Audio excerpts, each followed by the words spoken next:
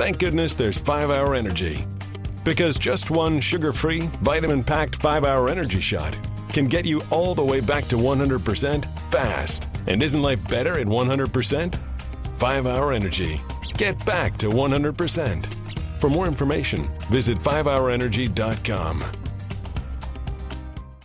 Football is here. Catch all of the UWF Argos games and the big NFL games every Saturday and Sunday on Pensacola's home for hometown sports. ESPN Pensacola, 1330 AM, 99.1 FM. If you would like to be a part of ESPN Pensacola as a sponsor or promotional partner, just give us a call at 262-6000 or visit our website at ESPNpensacola.com. ESPN Pensacola, 1330 AM, 99.1 FM. WEBY, Milton, Pensacola. The following has been produced by Talk Football LLC. Former Florida Gators quarterback, NFL quarterback, and NFL head coach. Coach K. Stevenson has a resume second to none, and now he's sharing his insider information with you. Talk Football with Coach K starts right now on ESPN Pensacola.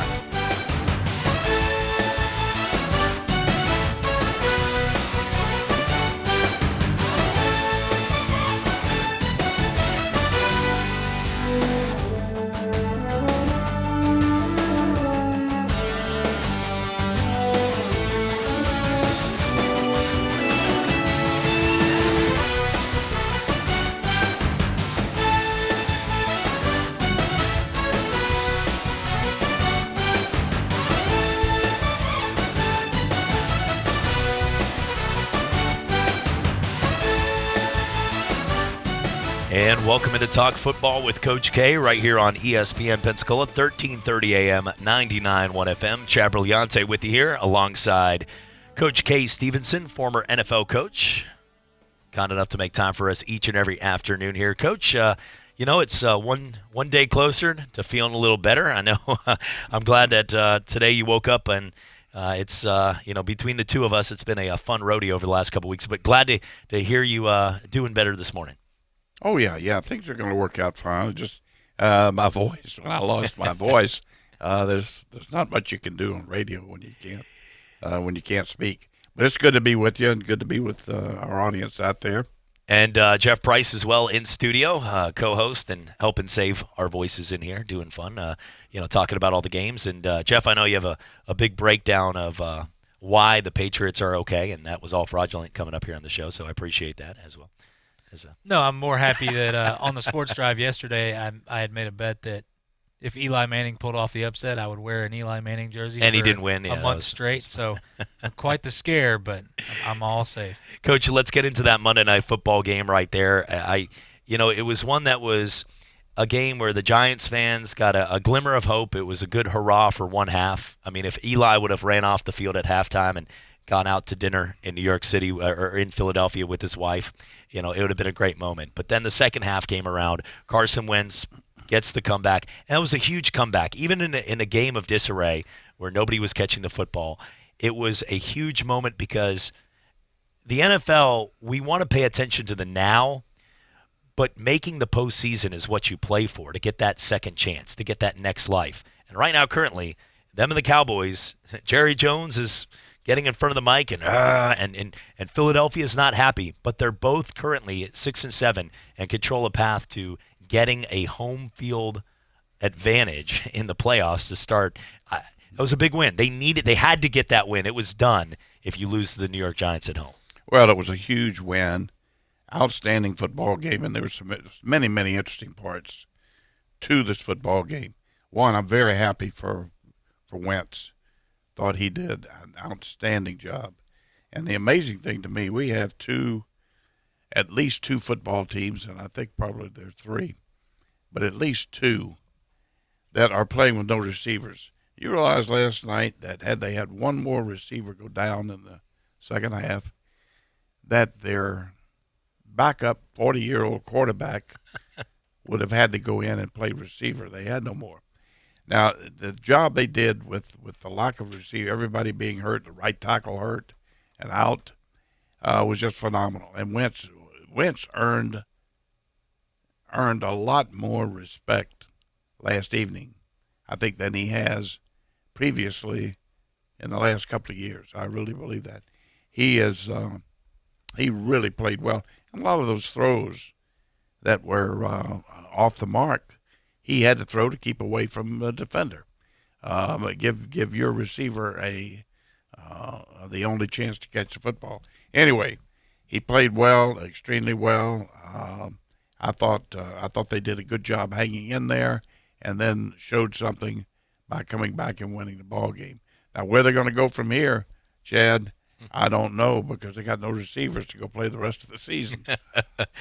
At this point, if you had to pick, and it's rocking a hard place here with the two, but Dallas and the Philadelphia Eagles are both sitting there at 6 and 7. We get that matchup where you heard them talking about it yesterday. Booger McFarland talking about, look, they were already looking ahead where we were already making which team at 6 and 7 is going to win that next week's game in Week 15 to be the front runner to win the NFC East. Nobody was expecting that might be a 5 and 8 team because of a loss to the Giants, and it was a close call. They won in overtime. They got the job done. I wanted to ask you as a coach. I actually wrote this down, which is a rarity for me. I usually think of something and then get it lost in the weeds. But Coach, I'm watching that game last night. Doug Peterson, a guy that's usually a coach that goes for the big play. He did it in the Super Bowl, and he got a win by going for it in their own territory on 4th and 1.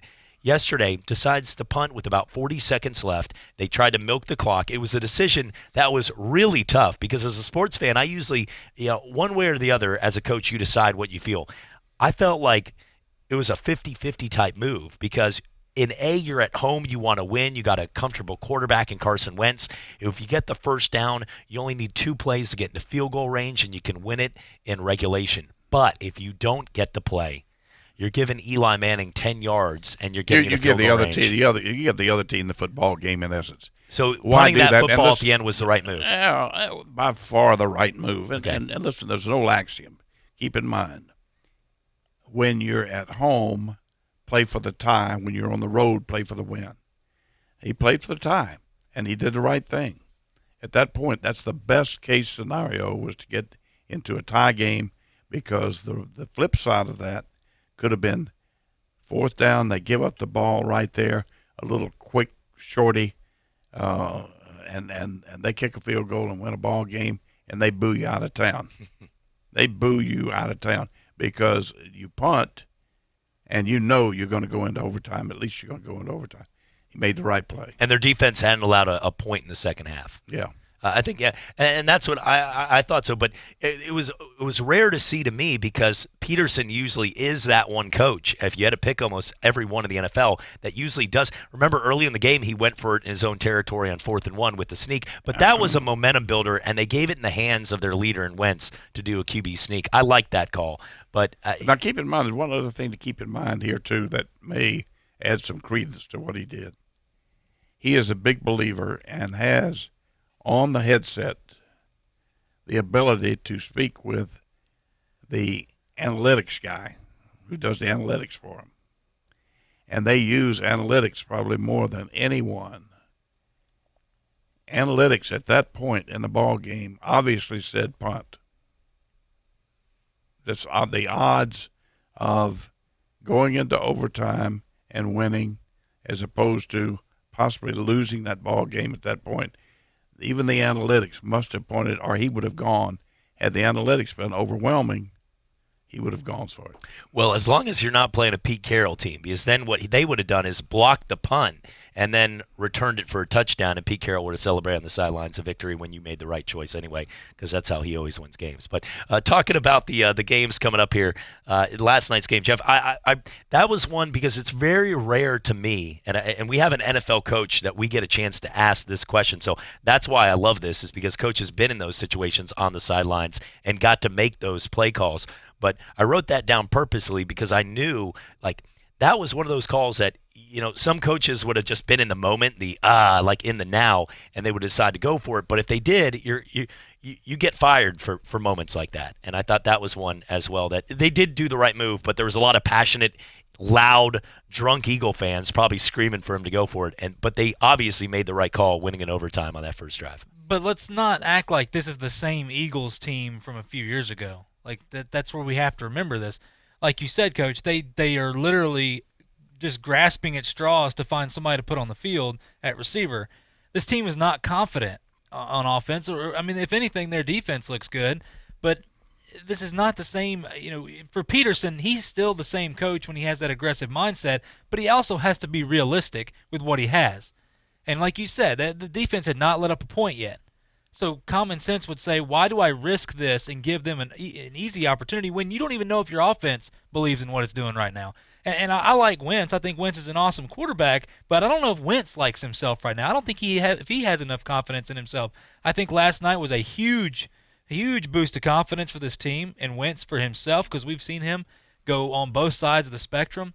But for people that were like, oh, well, I heard Booger McFarland. See, that's, Coach Peterson. He preached about aggressiveness and all this other stuff, and now that he does this right here, that oozes off to his team. That's not true at all. No, it's not true. But that's the reason why somebody like Booger McFarland's in the booth. That's why he's up in the booth and not coaching play. Yeah.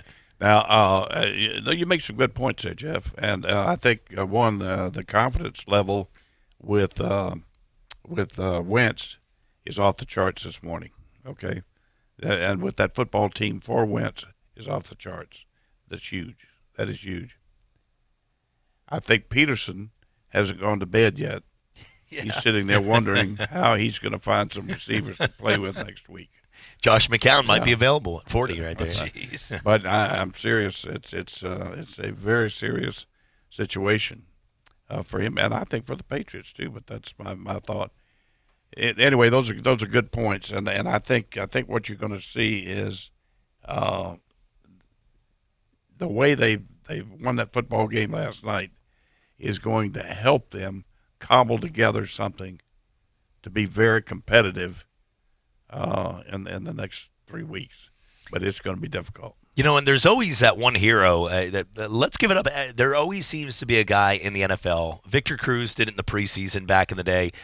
Remember old Jonah Gray did it for the Patriots for a week. But this weekend's hero from nowhere that you probably hear a name like Arena Football Leagues, but Boston Scott was look, he had 6 receptions for 70 yards. He had actually 10 carries for 60 yards and a touchdown. So this guy had over 130 yards and came through in significant plays. I'm not going to lie. I never heard of the guy. We all knew about Miles Sanders. We knew about Jay Ajayi. We knew about the guys they had in the roster. Jordan Howard is hurt. He was their go-to guy that they picked up from Chicago. Boston Scott, guy looks like he couldn't even ride the Dumbo ride at Disney World because you have to be 5 foot to ride it. And he comes in here. He's 5'5", by the way. He's 5'5", and he comes in, a guy from Louisiana Tech. Yeah. A 6-rounder in 2018 and came through in a huge way. So what a game for the underdog story. And I always love to see that. What a great story. And I'm glad you brought that up. What a great story that was. Who was that guy for the Bills? Did you have that guy, like a Steve Tasker or Don Beebe kind of guys that came through, that always were the hustler kind of guys to make plays that I remember back in the day for some of those Bills teams? You always had them. And unfortunately, I can't recall all the names right now. We always had them. We had them with the Rams. We had them with the Bills, and they just they're great players. Always you love them to death. They're never going to be all pros, but you think the world of them. But that was great for him. I tell you who he reminds me of, sincerely, truthfully, is the little guy who has made such a great reputation in the league now. Darren Sproles. Sproles. Yeah. And I'll tell you, this kid really reminds me of Darren Sproles. Yeah. He was consistent. And that's the thing is, I know it sounds ridiculous, but he did his job. And what I mean by that is when the screen passes came around, remember and the Eagles fans are already, if you've ever been to Philadelphia, coaches coached against them, and anybody knows, so Buddy Ryan set the precedent of he was the epitome of sort of an Eagles coach, just down and dirty kind of way. But that's how the Eagles have always been. Fred Robbins, we asked him the question, as a Giant, who do you hate? And you got the Cowboys and Redskins. I goes, by far. Hate the Phillies. I hate everything about the Eagles. People don't. So they were ready to jump. They were ready to boo anybody in that stadium. They booed Santa Claus, for Pete's sake. So they go out there, and Boston Scott's making these plays, and then J.J. comes in, and the one hits off his hands on that screen that he had all the room in the world to run, and all of a sudden the boos rain down. So anybody that was going out there that dropped the football was in the danger zone. And Scott continued to make the plays, the ones that you should make, but he continued to make it. And that's the reason that Wentz found his savior yesterday, and a guy that nobody had ever heard of. And I love to see those great stories in all the sports. Oh, I do too. That was good to see. Looking at some of the other stories here as we continue through in the NFL right now, we'll get to some college football news and notes. ESPN came out with their list of the top 150 in light of 150 years of college football, top 150 coaches of all time. Bear Bryant was number 1, and Nick Saban was number 2. Coach, obviously you could slice each story with the respect factor of what they mean. But do you think what Nick Saban has done, would you say he deserves to be the best coach of all time in college football? The best. I think they've got it right. Listen, I wouldn't argue with the way they've got it, Bear Bryant, and what Saban has done. And listen, 10 years ago, I would have, and I guess I would think many people across the country would have bet anything they had that this could have never happened. Domination could not happen in college football for a number of reasons. Mm-hmm. They cut the scholarships. It equaled it out for a lot of other schools, smaller schools as well. And there were a number of other reasons why there was some there were a number of reasons why the football, you couldn't just go out and dominate like they used to. You could have 160, 170 people on scholarship. Yeah. And Bear Bryant was famous for that. Ray Graves at Florida. They'd sign all these people, put them on scholarships so other teams couldn't get them. And then knowing they were never going to play. Well, you couldn't do that anymore. So anyway, the long story short is, for what Saban has done, given this climate that we're in now, and he's been in his entire coaching career, you have to say he's up there. Now, Bear Bryant was absolutely, I don't know how anybody could duplicate what Bryant did. So I would say, I'm fine with that Bryant and then Saban. I have no problem with that. And actually a write-up on Charlie Weiss at number 3 based on, here's the write-up. It says, whether he was in the Big 12 or in the SEC, he always made 11 to 13 teams look magnificent. So there is the write-up on that. So as well, over 24 teams at a time looked incredible, and he was one of the best coaches of all time to help them win games. So there you go. When we come back, we're going to talk some more on the best coaches of all time. We'll also get into some of the bowl games. We'll look into some of these games and more on the NFL. We got to go over our NFL power rankings now that Monday Night Football is over, as our new NFL power rankings for the week. It's all coming back with former NFL coach Kay Stevenson right here on Talk Football with Coach K. I'm attorney Stephen Luongo with Levin, Papantonio, Thomas, Mitchell, Rafferty, and Proctor in Pensacola, Florida. Distracted driving is a dangerous epidemic on America's roadways. In 2016 alone, over 3,000 people were killed in motor vehicle crashes involving distracted drivers. This according to the National Highway Traffic Safety Administration. For more information, please visit us today online at levinlaw.com. Please be safe on the roadways. Stop the text, stop the wrecks. When you're looking for a great deal on a reliable new or certified pre-owned vehicle, you can't beat Bob Tyler Toyota in Car City, Pensacola. Bob Tyler Toyota has the best selection in town at incredible low prices. You can check out their amazing inventory from Camrys to Tundra trucks to 4Runners. It's all at Bob Tyler Toyota, and you can find it online at bobtylertoyota.com. Also score a touchdown this football season with the car of your dreams. Again, it's only at Bob Tyler Toyota in Car City, Pensacola. Hello, sports fans. Miles Bentley here, General Manager at Hill Kelly Dodge Chrysler Jeep Ram in Pensacola. Growing up, I always loved sports. Nothing but net, out of the park, through the uprights. Sink the puck Bentley, that was me. But my love of the game couldn't beat my love for Pensacola and helping folks get on the road of dreams in a new Dodge Chrysler Jeep Ram. Sure, I never went to the big leagues in sport, but we're all pro here at Hill Kelly Dodge Chrysler Jeep Ram. Proud to be in Pensacola. Sometimes your bank, your family, and your friends love you, but they don't have the money to help you. Sometimes we have chances to make money, but the old saying, you've got to have money to make money, rings true. At Pensacola Specialty Pond, we can help. If you have trucks, heavy equipment, airplanes, boats, jet skis, anything with value, Pensacola Specialty Pond can loan you that short-term money you need.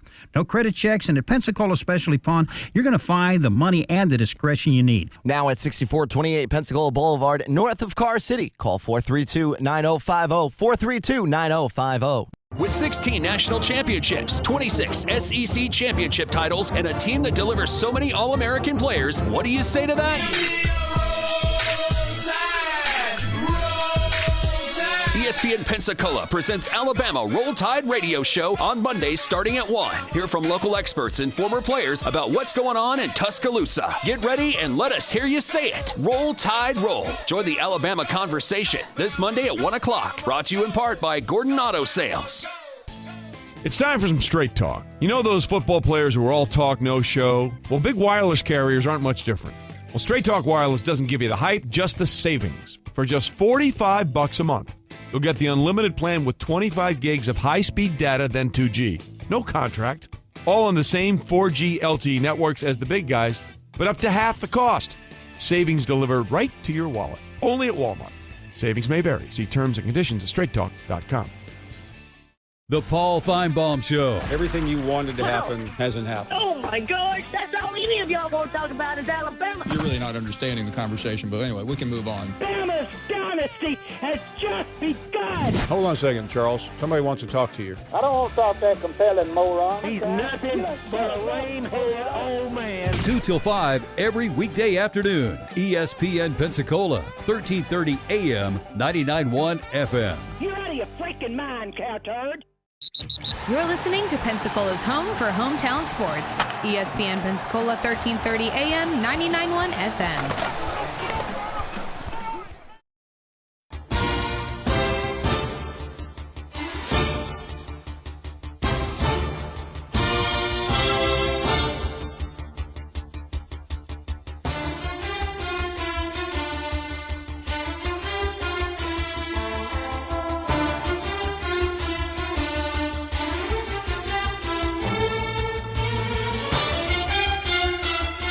And welcome back. Talk football with Coach K right here on ESPN Pensacola, 1330 AM, 99.1 FM. Chad Brillante, Jeff Price with Coach K right here as we are about to break down the NFL Power Rankings. Also getting to some of the coaching hires that went on and the Heisman Trophy as the 4 names announced with Justin Fields and Chase Young representing Ohio State. And then Joe Burrow, who more than likely already I've seen somebody in Louisiana that bought a billboard for him that said congratulations. I think it's inevitable at this point. But then Jalen Hurts as well on that list. So overall, I think those names are on there. Coach, there's always going to be someone that's left out. You just talked about that. But out of the names, Chase Young and Justin Fields, both incredible seasons. I had to look back. I know Justin Fields had a great season, and Ohio State's system is awesome. But when you have 37 touchdowns, I believe he had, to 1 interception. That's phenomenal. I mean, those are phenomenal stats right there. Yeah. And he was able to come back, lead the charge in the win against Wisconsin in the Big Ten title game. Mm-hmm. Joe Burrow has just been – it's one of the best seasons in college football history, what he's done so far. And the story's not done yet. And then Jalen Hurts. I mean, the story to fight through when people have really, truly been sort of laughing at them as a contender over the last weeks. And truly with their defense, they might be. But Hurts did what he needed to do. Overtime victory against Baylor, in Bedlam on the road in a rivalry game against Oklahoma State. Jonathan Taylor from Wisconsin, guys like Justin Herbert not getting in, but you can only have room for 4. Do you feel like they've got it right? And is there any reason to believe that Joe Burrow isn't going to get almost every vote? No, well, I think they got it right if they only invited one guy up there, and that's Burrow. I think that's pretty much a foregone conclusion, I would think. Before the season started, if you remember, when we talked about this upcoming season, we said a key is going to be this LSU football team, and as Joe Burrow goes, so goes LSU, and that is exactly where they are. Listen, this guy has had a season, 77% completion.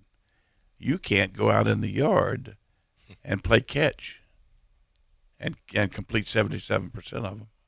I'm telling you, it is absolutely unthinkable that somebody could, in major college football, complete 77% of his throws. And how many of them are 20 yards plus? I mean, he's throwing down the field. And not everything is a dink and dunk.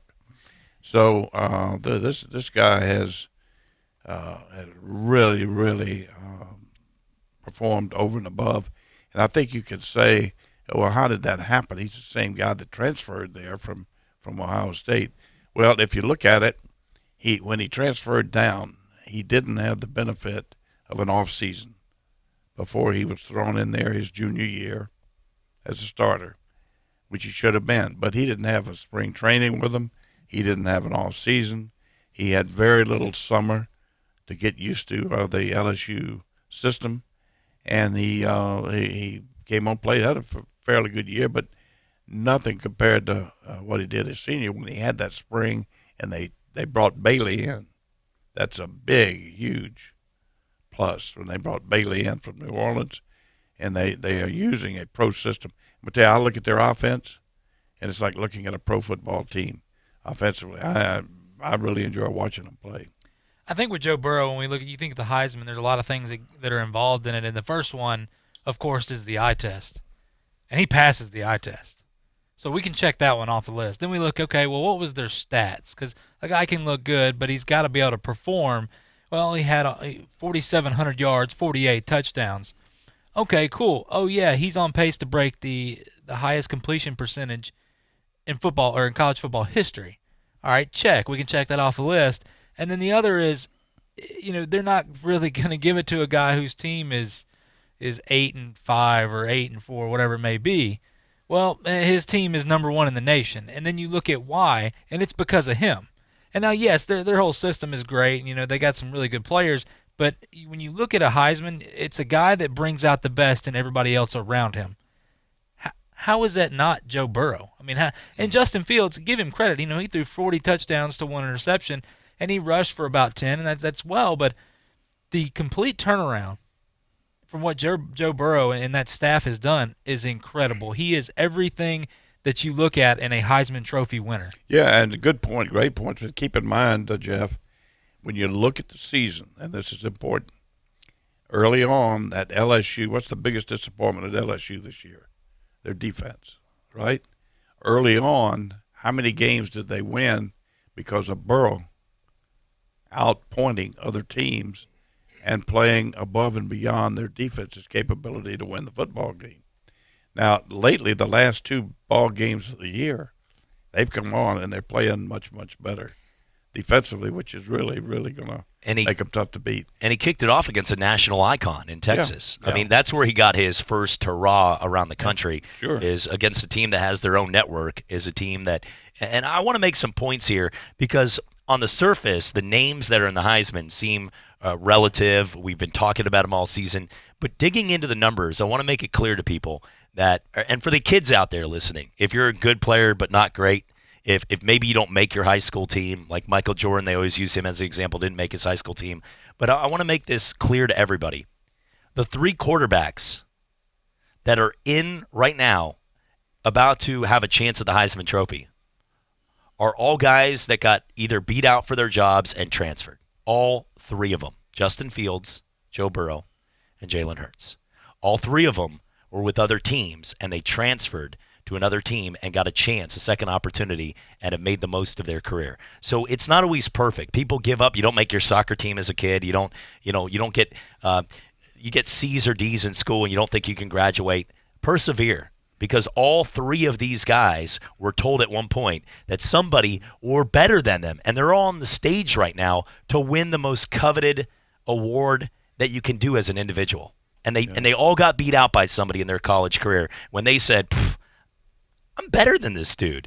And they didn't win that job. So I want to make that clear to everybody right now. The actual 4 guys to look back at Vegas at the beginning of the season, not one of the 4 names that had the highest odds are in the Heisman Trophy candidate. And they all had good season. Look, they were all competitive. But the top 4 candidates at the beginning of the season were Tua, Trevor Lawrence, Justin Herbert, and Jake Fromm. And not one of them made the Heisman Trophy ceremony. Not one of the 4 in the 4 spots. So it just goes to show you that we can break down all 4 of those guys were all in the mix, and they didn't just a 4-8 season kind of thing. But Coach, it just goes to show you that you've seen it as a coach. Some of these guys that when you're making cuts, roster cuts, you got the 5-star big guy coming from a Power 5 conference against the guy from a smaller school, but he's just working harder, he's trying harder, and he gets that final spot on the roster. It's an incredible story. We've had to it show, happen. yeah. We've had it happen a number of times.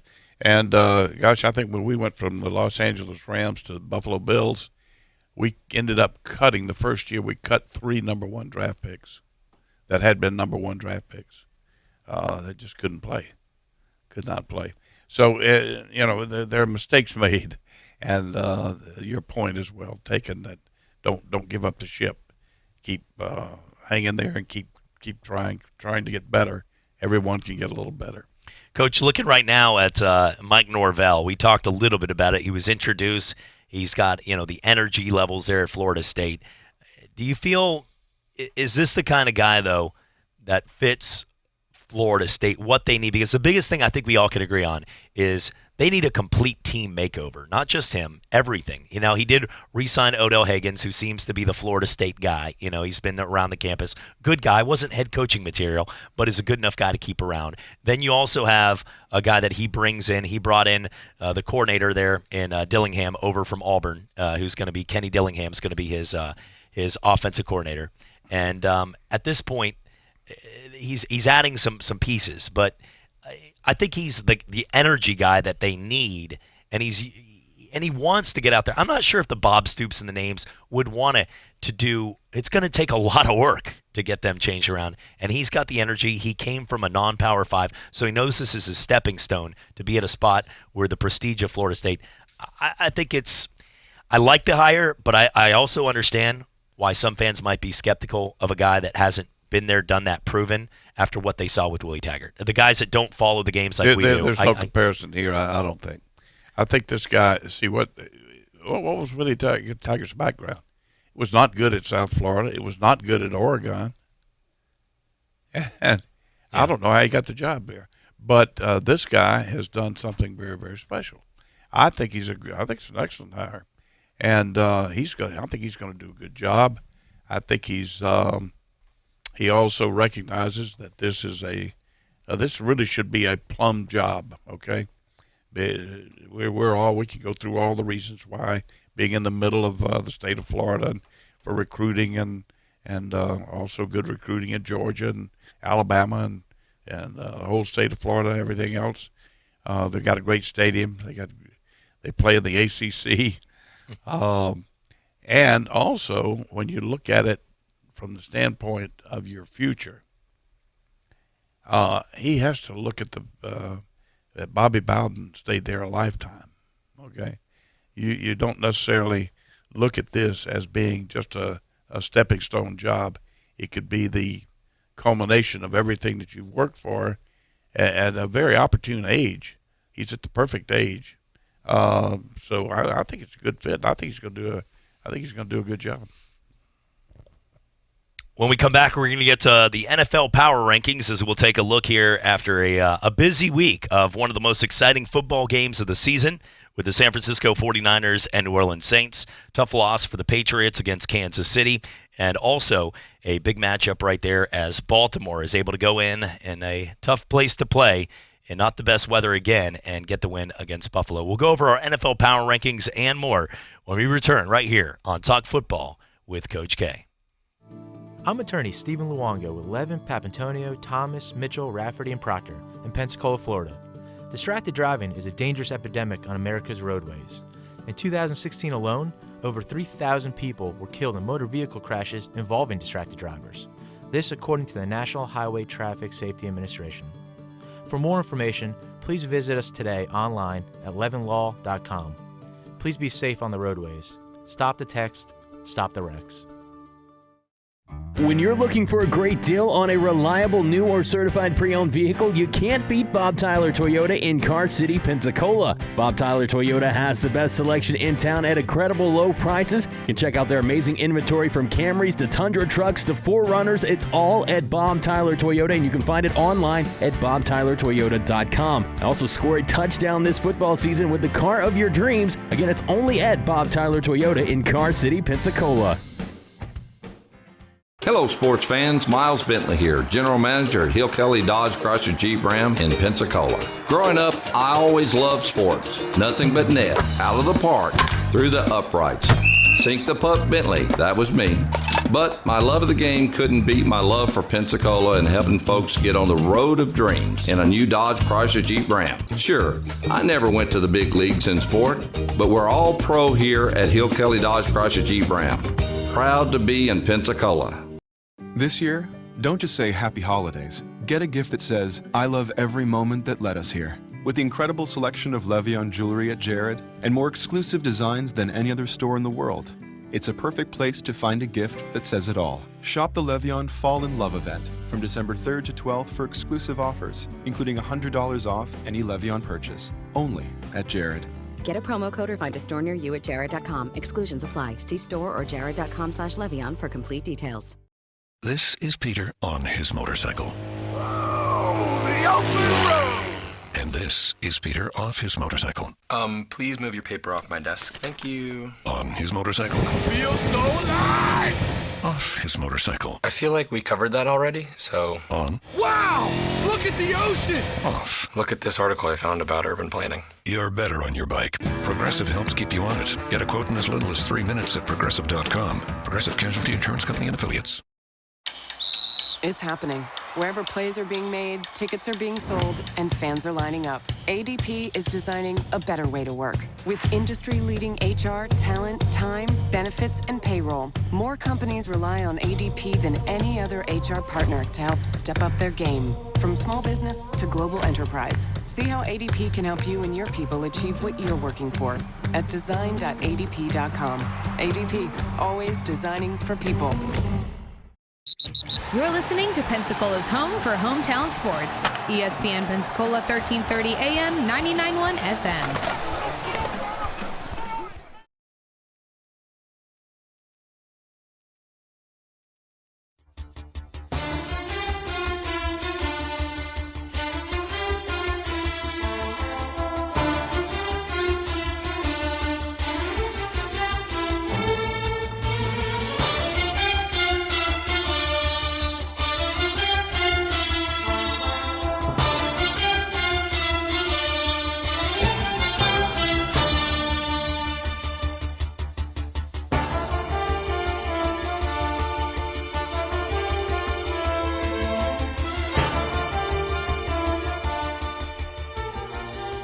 And welcome back to Talk Football with Coach K right here on ESPN Pensacola, 1330 AM, 99.1 FM. Chad Brillante alongside Coach K Stevenson, Jeff Price sitting in as well and having some fun with you here. It's time now to go down to some of the NFL power rankings now that we have gone through 14 weeks of the season as we get set to go here for another busy week. And now the Eagles and Cowboy fans can battle it out at 6 and 7, all the fun shenanigans of what the situations have gone through. Now let's look at our power rankings here.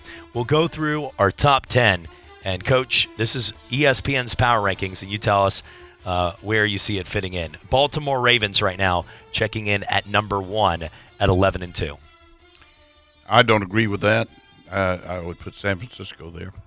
I think that's after what we saw against the New Orleans Saints this weekend. And, you know, San Francisco proved a lot even in their loss to Baltimore that they could go on the road in that hostile environment in there and battle to the final minute. I think there's some things that are going to limit. Here's where I'm going. Okay. I think there's some things that are going to limit Baltimore when you get into the playoffs. And San Francisco has a much bigger, more diverse arsenal to play with and play competitively than does Baltimore. So I would take them as number 1 right now, and New Orleans is number 2. San Francisco on their list checking at number 2, and then the Saints at number 3. Would you put Baltimore in the top 3? Would you put them at 3? I'd put Baltimore maybe at 3. Okay. Right now, just based on what they're doing. But I think either one of those two football teams right there have much more potential than does Baltimore. Kansas City checking in right now at number 4 overall, 9 and 4. So, I mean, let's see who's number 5. All right, number 5, the New England Patriots at 10 and 3. Right now the Patriots are just decimated with. They're just not right now. We got to find a couple of receivers somewhere and get them in there that can at least get him somewhere to throw the football over the last 3 weeks. And let's stop with the video. Look, it did happen. They apologized. And Bill Belichick, we're done with that. That's crazy. If you have to videotape Cincinnati to win football games, there's more problems out there in life. Look at Seattle Seahawks checking in at number 6 right there at 10-3. I'm not so sure that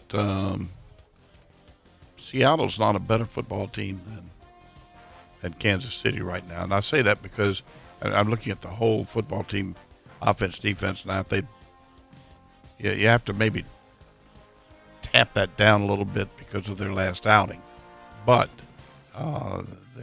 they're still a good overall football team. I think what we're getting from this, too, Coach, is you got right now there's 3 powerhouses, and then to me, the Patriots, if they can figure out the code to their receivers, will be in that group as well. But you've got what you have is you have San Francisco, New Orleans, and Baltimore playing at an extreme level right now, and then you have a lot of good teams. But Minnesota, they're all Green Bay, all these teams that can be intermixed. That you could put pretty much. You could put I think 4 through about 9, and you could interchange, and that's where because that's what we got the Packers at 10-3 at 7. And you could put them at 4, or you could put them at 7 or 8, I think, and make that case as well. Vikings at number 8. I like the Vikings. Rams got a good win, but that was a game where they've just been so hit or miss this year. They've been up and down. They've been a peaks and valley football team, which I don't like. Now, some people are saying that going into that they're peaking at the right time. There could be some truth to that. And I think you got to give them due because they do have some good football players. They do have some good talent out there. I cannot put a fix on Goff. He's one guy that I cannot put a fix on. I don't know whether I would want him or not, to be honest with you. I think there are others right now that obviously there are many others I'd rather have. But I don't know whether I'd want him at all or not. I think he's got talent, but there's something about him that I don't like. I don't know. And he can't use any excuse they don't have weapons. They got weapons all over that field. I mean, you got Cooper Kupp, Robert Woods, with Kupp, Woods, Brandon Cooks. I know he got hurt, but even Everett, pretty solid tight end, Higbee. And then you also got Todd Gurley and guys out of the backfield. They definitely have talent. Looking at the Buffalo Bills checking in right now at number 10 at 9-4. You just can't. The problem with Buffalo right now, and I think he's a great kid, super young man. I wish him well, and that is the quarterback there. I just don't think he is NFL playoff caliber quarterback right now. I think they don't have. He's got a strong arm and he's got athletic ability and he's a sharp guy and all that, but he's not ready to play NFL playoff football. And they're not going to get home field more than likely. And you also have a defense that can play, but on the road in the playoffs, you know, if they have to go to a place like Kansas City or had to play in New England, you expect those quarterbacks to be able to take care of business. So I think Buffalo's just in one of those that they seem like that legit, hey, we made the playoffs, good for the fan base, but we're not going to go. They're doing a good job. After that, strangest team in the league. I right there with the Rams on what's happening with this team week in, week out. The Houston Texans. I mean, they look like they solved their problems. They'll go out there, they'll dominate a good football team. They were so competitive. They look like they won against the Saints early in the season. The Patriots, Deshaun Watson's finding his guys, and they just get it flat out crushed by the Broncos this week at home. They have a huge game this week, and we'll find out more of how true they are this season because they have to play at Tennessee in a game that's pivotal right now for their division. The Texans at number 11. There's a team I like is Tennessee. Yeah, I like Tennessee more than Houston right now. They're growing. They're the hot topic right now. They've won now 3-4 straight ever since Jeff, as a Titans fan, went home after they were losing to the Colts that day? But yeah, they were losing that game to the Colts, and then went home and they reeled off 14 straight points or something to win that. That's why I told you sometimes the best thing to do is not watch because you're just going to get so worked up. But the Titans right there, I want to ask you because the Titans check in at number 12, Coach, and this is a team that they sort of have Titans rankings. They do everything okay. Offense is 17th, defense 9th, special teams 12th, but they're finding a way to win games. And Ryan Tannehill, who's an athlete, he's a good quarterback, but he's a good athlete too, which the NFL is shaping these days. He's making plays to win games for him, and he feels like he's found that confidence where let's face it, around Miami, a lot of people lose that confidence. Easy to be distracted in the city. Not a bunch of good weapons on the field on Sunday. He looks like a better quarterback right now, and he's fitting that system pretty well. No question about it. He's doing a heck of a job. They're peaking at the right time. I like their coaching acumen there. I like the way they handle their business. There are a lot of good. Listen, I got the big running back who's really turning it on now. They're playing well defensively. They're going to play well defensively. I think they're a pretty solid football team. I really do. I like them better than Houston. Derrick Henry is he's always been great since his Alabama day, and they're giving him more touches. Yeah. When he first got there, Deion Lewis and him were splitting a lot of time.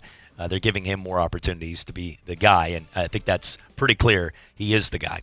Looking right now at number 13, we just talked about the Titans consistent across the board. Well, here's the polar opposite. The Pittsburgh Steelers, 30th in offense and 3rd in defense. This is night and day. They're staying in games because of their defense right now, but they're 8-5. I think it shocks the world when you say that after that game with Mason Rudolph and the way they lost to the Browns. And they're 8-5 right now, and they have a legit shot at making the postseason. Let me tell you, this is one of the outstanding coaching jobs being done right there up at Pittsburgh. I mean, they're playing with third team people right now, and I think he's done an outstanding job. That whole coaching staff, they've done a good job. They're a good football team because of their defense, and that's been their trademark, Chad, for years and years and years. Has been that defense there, and they continually come up big week in, week out with it, and I give them all the credit in the world. I just think they're doing a super job there. Number 14 on the list, the Chicago Bears. Now, the Bears got a good win. They have a tough game this week, a classic NFC North rivalry right there, as they'll take on the Green Bay Packers in Lambeau. They're coming in at 7-6. They need a lot of help, but if you get a win against Green Bay, that would be huge this week. I don't think this is a complete team. I don't think they're a playoff team just because they beat Dallas. That doesn't prove much these days. But Chicago always having good athletes and having the Pro Bowl defense tackle Akeem Hicks out the last couple games has really hurt them as well. Yeah, I like the Bears only to a certain extent. I'm kind of like you. I guess we phrase it a little differently.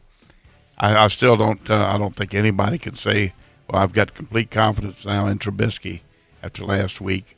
I don't know. He may have another clunker. You know, it's not like you've got Rodgers or Breeze or Brady or somebody like that going out there. You don't.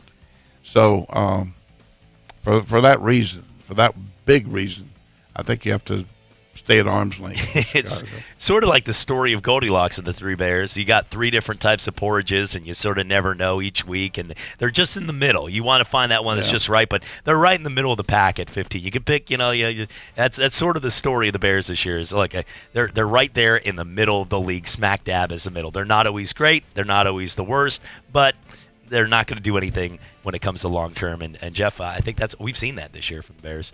Yeah, flip a coin. Yeah. I mean, now, I hope that things get better for them because, I mean, it's fun to watch that team, especially the defensively built team with Khalil Mack and those guys. But Trubisky, it's still like I'm still on the edge. Is he Blake Bortles 2.0? Because we've seen Blake Bortles win some games, and people are like, wow. Let's watch the UCF comments here. Oh, I'm just saying. Sorry. Just throwing it out there. No, I'm not defending Bortles. He's happy. He made a lot of money, and if you've seen his girlfriend, he's now wife, he's living a good life. But Dallas Cowboys checking in right there at number 15. Coach, I think Jerry Jones feels like they're 32. Their fan base sometimes feels like they're 1. But at 6 and 7, they're still right there tied. Huge game this week against Philadelphia. I'm looking forward to that one.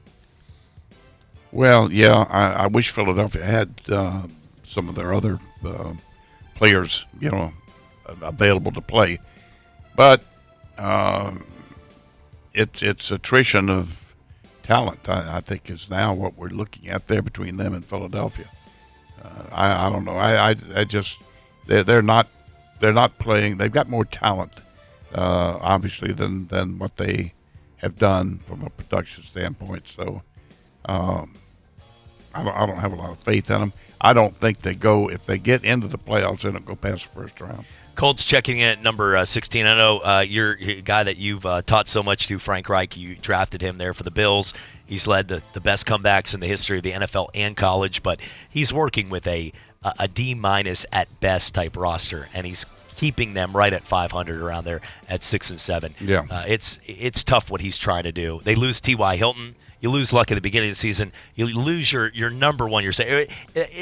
Losing Hilton is like losing Edelman for the Patriots. He was the guy that made all the big plays, and they don't have that anymore. But what if before the season somebody said, stop the press real quick. We're going to take Luck and Hilton away from the Indianapolis Colts. Now go play.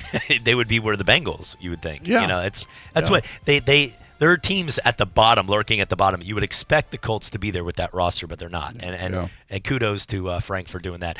Eagles checking in right there at number 17 at 6 and 7. I think these are all, once again, we're in that interchanging kind of zone. I like the Eagles better overall, but they're going to have to get one or two. They're going to have to find some way to get a receiver in there. The Raiders, they're back to me more of their true colors. I mean, they started the season off hot. What were they, 5-2? They got to a point of 5-3. They were right there in the mix, and then I think they've lost now their last 3. They have lost 3 straight games. They were 6-4 in the playoffs. Now they're 6-7 out. But I think they're more of a 7-9 type football team. That's where we expected them to be. I think you're right. Yeah. So and without Josh Jacobs, it could have got a lot worse this year. Guys, he played through a broken shoulder. Coach, that's pretty tough. He's pretty tough guy right there. Yeah. Cleveland Browns 6-7.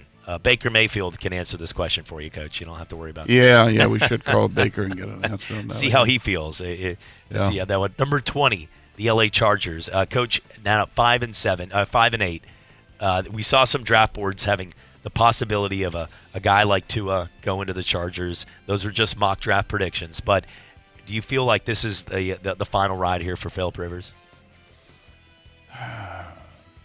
I think he could still play, and I don't think it's Philip Rivers is the reason that they're not winning. I think he may not have had his most productive year by any stretch, but they've also had some other problems, and like most teams, they've had injury problems and they've had some other problems as well. So it's a cumulative effect. And let's also, it is so easy to look at the final overall results, but get this, Coach, they're 5-8. They've had 4 fourth quarter missed field goals in the final 2 minutes in games that are decided by 3 points or less. Wow. So think about that. That's the difference between them being 9-4 and 5-8 if those go in. So I know that's the NFL. There's a lot of games like that. It seems like Pete Carroll every week is in that game and they end up winning. If you just do a couple of them, look what a couple of them mean. A couple games, they're 8-5, and we're talking about this team as a top 10 team. And that's what people need to understand. Their offense right now is still top 10 in the NFL. Yeah.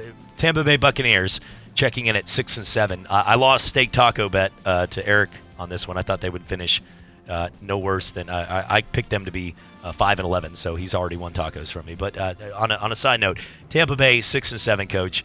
They're winning games lately, and but they're still. You just never know what you're going to get. They're so inconsistent on that.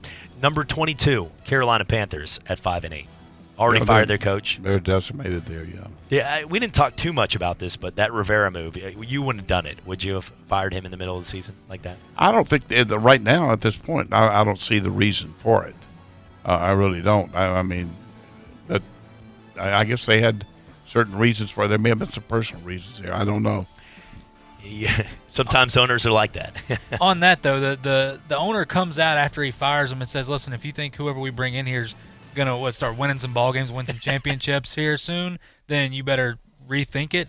But what kind of statement is? I mean, you fire your coach and people are already like, "What are you doing?" And then you come out and basically say, "Listen, we're gonna be bad for quite a few years, so y'all just hang tight." That's what happens when guys that didn't play football have $1 billion to buy a team. That's right. I need to stay out of it. Yeah. Well, we'll continue our NFL power ranking right here. It's Talk Football with Coach K on ESPN Pensacola. I'm attorney Stephen Luongo with Levin, Papantonio, Thomas, Mitchell, Rafferty, and Proctor in Pensacola, Florida. Distracted driving is a dangerous epidemic on America's roadways. In 2016 alone, over 3,000 people were killed in motor vehicle crashes involving distracted drivers. This according to the National Highway Traffic Safety Administration. For more information, please visit us today online at levinlaw.com. Please be safe on the roadways. Stop the text, stop the wrecks. When you're looking for a great deal on a reliable new or certified pre-owned vehicle, you can't beat Bob Tyler Toyota in Car City, Pensacola. Bob Tyler Toyota has the best selection in town at incredible low prices. You can check out their amazing inventory from Camrys to Tundra trucks to 4Runners. It's all at Bob Tyler Toyota, and you can find it online at bobtylertoyota.com. Also score a touchdown this football season with the car of your dreams. Again, it's only at Bob Tyler Toyota in Car City, Pensacola. Dude, it's game day, and I'm fired up that football is back. I know, but I'm bummed they don't show my favorite team on TV around here. All right, well, what about that place Calvert's? They're a really cool English pub-style restaurant, and they have a really good drink menu. Yeah, but what about the game? Don't worry, they have the NFL Sunday ticket and plenty of TVs, so we can watch any game that we want. Ooh, I just looked at the menu, and that Abbey Road burger is calling my name. Calvert's in the Heights Restaurant and Bar, 3102 East Cervantes Street, calvertsintheheights.com. There's only one place in town for the lowest prices and greatest selection of firearms. Pensacola Indoor Shooting Range. Visit our fully stocked Gun Pro Shop for new and used firearms, accessories, and ammunition. Check out the Indoor Shooting Range. We offer rentals on guns, including fully automatic machine guns and silencers. Ladies, this is the safe place to learn how to use a gun. Plus, Tuesday is Ladies' Day. Women shoot for half price all day. The best place to buy firearms in Pensacola. Pensacola Indoor Shooting Range, Highway 29 in Car City. How good are PXG clubs? Golf writers describe them as absolutely remarkable and the best golf clubs out there. Our customers call them insanely good and say they live up to the hype. So what are you waiting for? Step up your game and enjoy golf more than ever. Call 844-PLAY-PXG, 844-PLAY-PXG, or visit pxg.com to book your custom fitting. PXG. Nobody makes golf clubs the way we do. Period. No matter what team or sport you love, connect with it all on SiriusXM. Hear ESPNU and more in your car, on your phone, and at home when you subscribe now with packages starting at $5 per month plus fees. Get closer to every major league with play-by-play, expert analysis, and even fantasy sports coverage. Plus, ad-free music, comedy, entertainment, news, and more. Connect with what matters on SiriusXM. Visit SiriusXM.com/listenESPN to learn more and subscribe. Channel lineup varies by package. Coming up on Sports Call this Saturday, UWF back in the national semifinals against Ferris State, the Army-Navy game, and I'll just go ahead and say it, Joe Burrow has won the Heisman. This Saturday at 11 on Sports Call with Davis and Justin on ESPN Pensacola 1330 AM, 99.1 FM. Welcome to ESPN Pensacola, 1330 FM 99.1. Pensacola's home to the best talk in sports, new and improved. We are ESPN Pensacola, 1330 and FM 99.1. You're listening to Pensacola's home for hometown sports. ESPN Pensacola 1330 AM, 99.1 FM.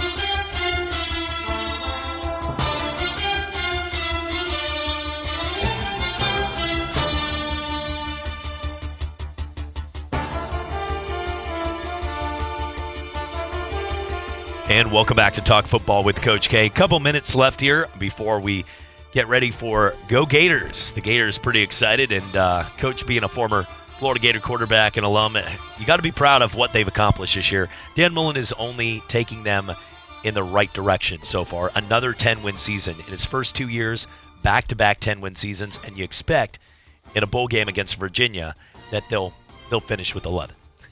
Yeah, they've done a great job down there, and I really like this Trask, how Trask has come on. That's given life to the future. I'm telling you, I think that's going to be a real plus.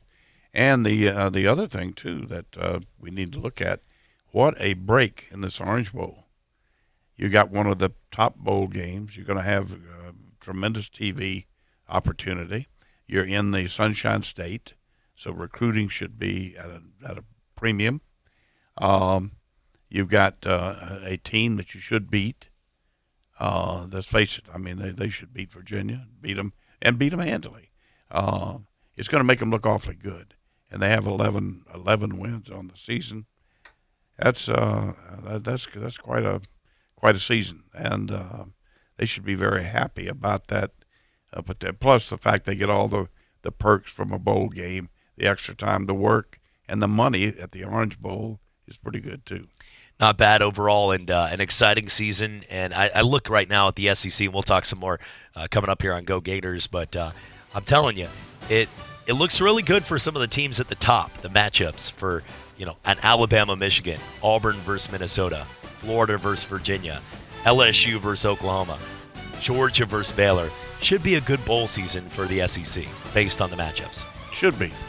It decides whether they want to get ready to get some new cleats and an agent in the NFL draft. We'll see at this point. Coach, enjoyed it as always.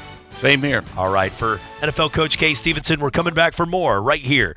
It's Talk Football with Coach K. Coming up, Go Gators. For Jeff Price, I'm Chad Brillante. Coming back right here on Pensacola's sports leader, ESPN Pensacola. A reminder, tomorrow we're going to have some fun. We'll be at the sending off Escambia High School as the Gators get set for their state championship run right there tomorrow morning.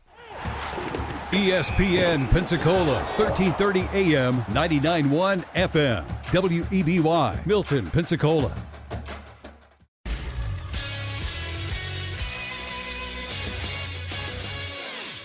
Your ESPN Pensacola Sports Update. I'm Jeff Price. In the NFL, the Philadelphia Eagles won a thriller over the New York Giants 23-17 in overtime. Carson Wentz rebounded after a rough first half where the Eagles were down 17-3 at halftime to throw for 325 yards and 2 touchdowns, both to tight end Zach Ertz. Eli Manning started for the Giants in what could be his final start of his career as the Manning family was in attendance. On Monday night, the Patriots acknowledged that on Sunday in Cleveland, a production crew hired by the team was there to film an episode of Do Your Job, which runs on in-house media channels. This week's episode was focused on the work of an advanced scout who was in Cleveland to watch the visiting Bengals play. The crew, which included independent contractors, didn't know the rules and was just getting B-roll video for the in-house production. The sole purpose of the filming was to provide an illustration of an advanced scout at work on the road. There was no intention of using the footage for any other purpose. Sports Drive host Chad Brillante has been quoted saying, "This is fake news." In college football, the Arkansas Razorbacks signed former Georgia offensive line coach Sam Pittman. Pittman was previously a coach at Arkansas before leaving for Georgia. Lane Kiffin is back in the SEC as he is now the coach of the Ole Miss Rebels. He was welcomed at his press conference to over 5,000 fans in attendance. Kiffin says he is glad to be back in the SEC and has something to prove. The Missouri Tigers are optimistic after signing their new coach, Eli Drinkwitz. Drinkwitz was the coach of the Appalachian State Mountaineers, where he led them to a 12-1 record this year and a Sun Belt Conference title. In the NBA, Derrick Rose comes through in the clutch again on a buzzer-beating jumper as the Pistons beat the Pelicans 105-103. In the MLB, the Washington Nationals signed Steven Strasburg to a 7-year, $245 million deal, which shattered the old record that David Price had gotten before at 7 years, $217 million. The Escambia Gators football team will look to win a state title this Thursday versus Miami Central at 7 p.m. in Daytona. Prescription products require an online physician consultation and are only available if the physician determines a prescription is appropriate. See website for full details and safety information. One of the scariest things that can happen to a guy is that first morning you wake up, you look in the mirror, and you start to realize you're going thin up top. 2 out of every 3 guys are going to start losing their hair by the age of 35. 35! You're still a young dude at that point. You're going to start losing your hair? Then think about it. A year from now, it's all gone. And everybody used to think as soon as you start losing your hair, that's it. It's genetics. It's father time. And there's nothing you can do about it. Well, guess what? That's wrong. 4hims.com is a one-stop shop for hair loss, skincare, and sexual wellness for men. Prescription solutions backed by science, written by a doctor, and delivered to your door. Thanks to science, baldness can be optional. Go to 4hims.com/ESPN right now and get started for just $5 while supplies last. This would cost hundreds if you went to the doctor or a pharmacy, so go to 4hims.com/ESPN. That's FORHIMS.com/ESPN. 4hims.com/ESPN. This is a message for all parents. If you as an adult think it's tough being separated or divorced, have you truly stopped to consider how your being separated or divorced affects your children? How parents treat one another, either during or after divorce, can have lifelong effects on your children. Whether you are separated from your spouse or even actually divorced, in either situation, keep in mind that you and your spouse are parents forever. Hello, my name is Stephen T. Holman, and I am a family law attorney. If you have questions regarding custody, visitation, or child support, call me today for a free consultation at 435-6909. That's 435-6909. Pensacola is loaded with famous athletes, and when it comes to seeing a chiropractor for their sports injuries, there is one team they trust, Doctors Edwin Roberts. A family tradition for 3 generations, Doctors Edwin Roberts Chiropractic, next to Legendary Fitness on Mobile Highway, has helped champion athletes like Emmett Smith and Trent Richardson. Doctors Roberts specialize in relieving auto accident pain to physicals for the student athlete. The best treatment for sports injuries is prevention. Call 912-4155 for a free consultation and change your life forever.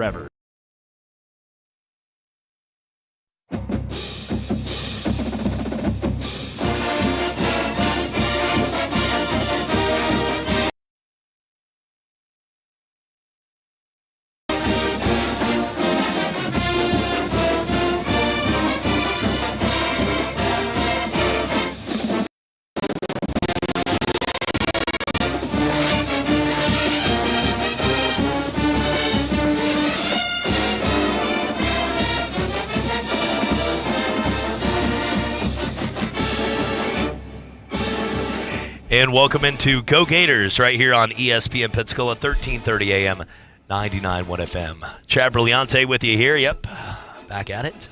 Some more throat lozenges later, and we'll have some fun. Coach K as well has been battling it, and as a former NFL coach in Buffalo, this is nothing there. But Coach, this year, does this bring back some memories of you're in December and you're sitting here and it's 70 degrees outside, and we're driving back home to Gulf Breeze. You still get some of those flashbacks of sidelines in December in Buffalo at this point, I'm sure. The moments right there. Oh, absolutely. I think about it quite a bit. And then you look back up at the sun, and you spend a day on the water in Pensacola Beach, and you realize how blessed we are right here. But we are. But let me say this, in all fairness. It's a great day. I enjoyed my time in Buffalo, both as a player and a coach. And there's some great people up there, wonderful people, some of the best people you could ever want to be around. So I appreciate that and don't have any regrets whatsoever. Yeah, I've been up there twice. I've done a broadcast up there twice, and I know that right there in Rochester and everywhere near Niagara Falls, it on days where it's blowing, the wind is blowing, and it's cold, it's one of the coldest spots. And I haven't been to Nova Scotia, I haven't Scandinavia places, or Greenland. I'm not explored farther out, but anywhere in pretty much in the continental United States, it's one of the coldest spots you can be in right there on some of those days when it's blowing. I mean, it's... Well, that's true, and I've lived in Edmonton, Alberta, too, which is... we had the football team there, the Edmonton Eskimos, is the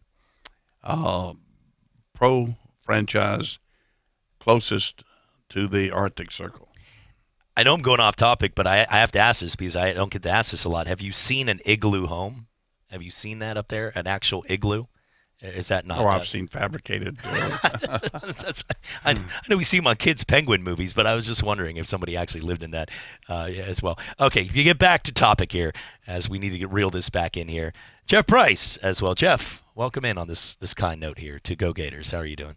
Fantastic. Yeah, we don't act like you've been sitting by us for an hour. We try to convince everybody it's a brand new show, a brand new day here. Like we haven't been sitting in the same seats. Okay, so welcome in here to Go Gators. I'm sitting in a different position in my chair.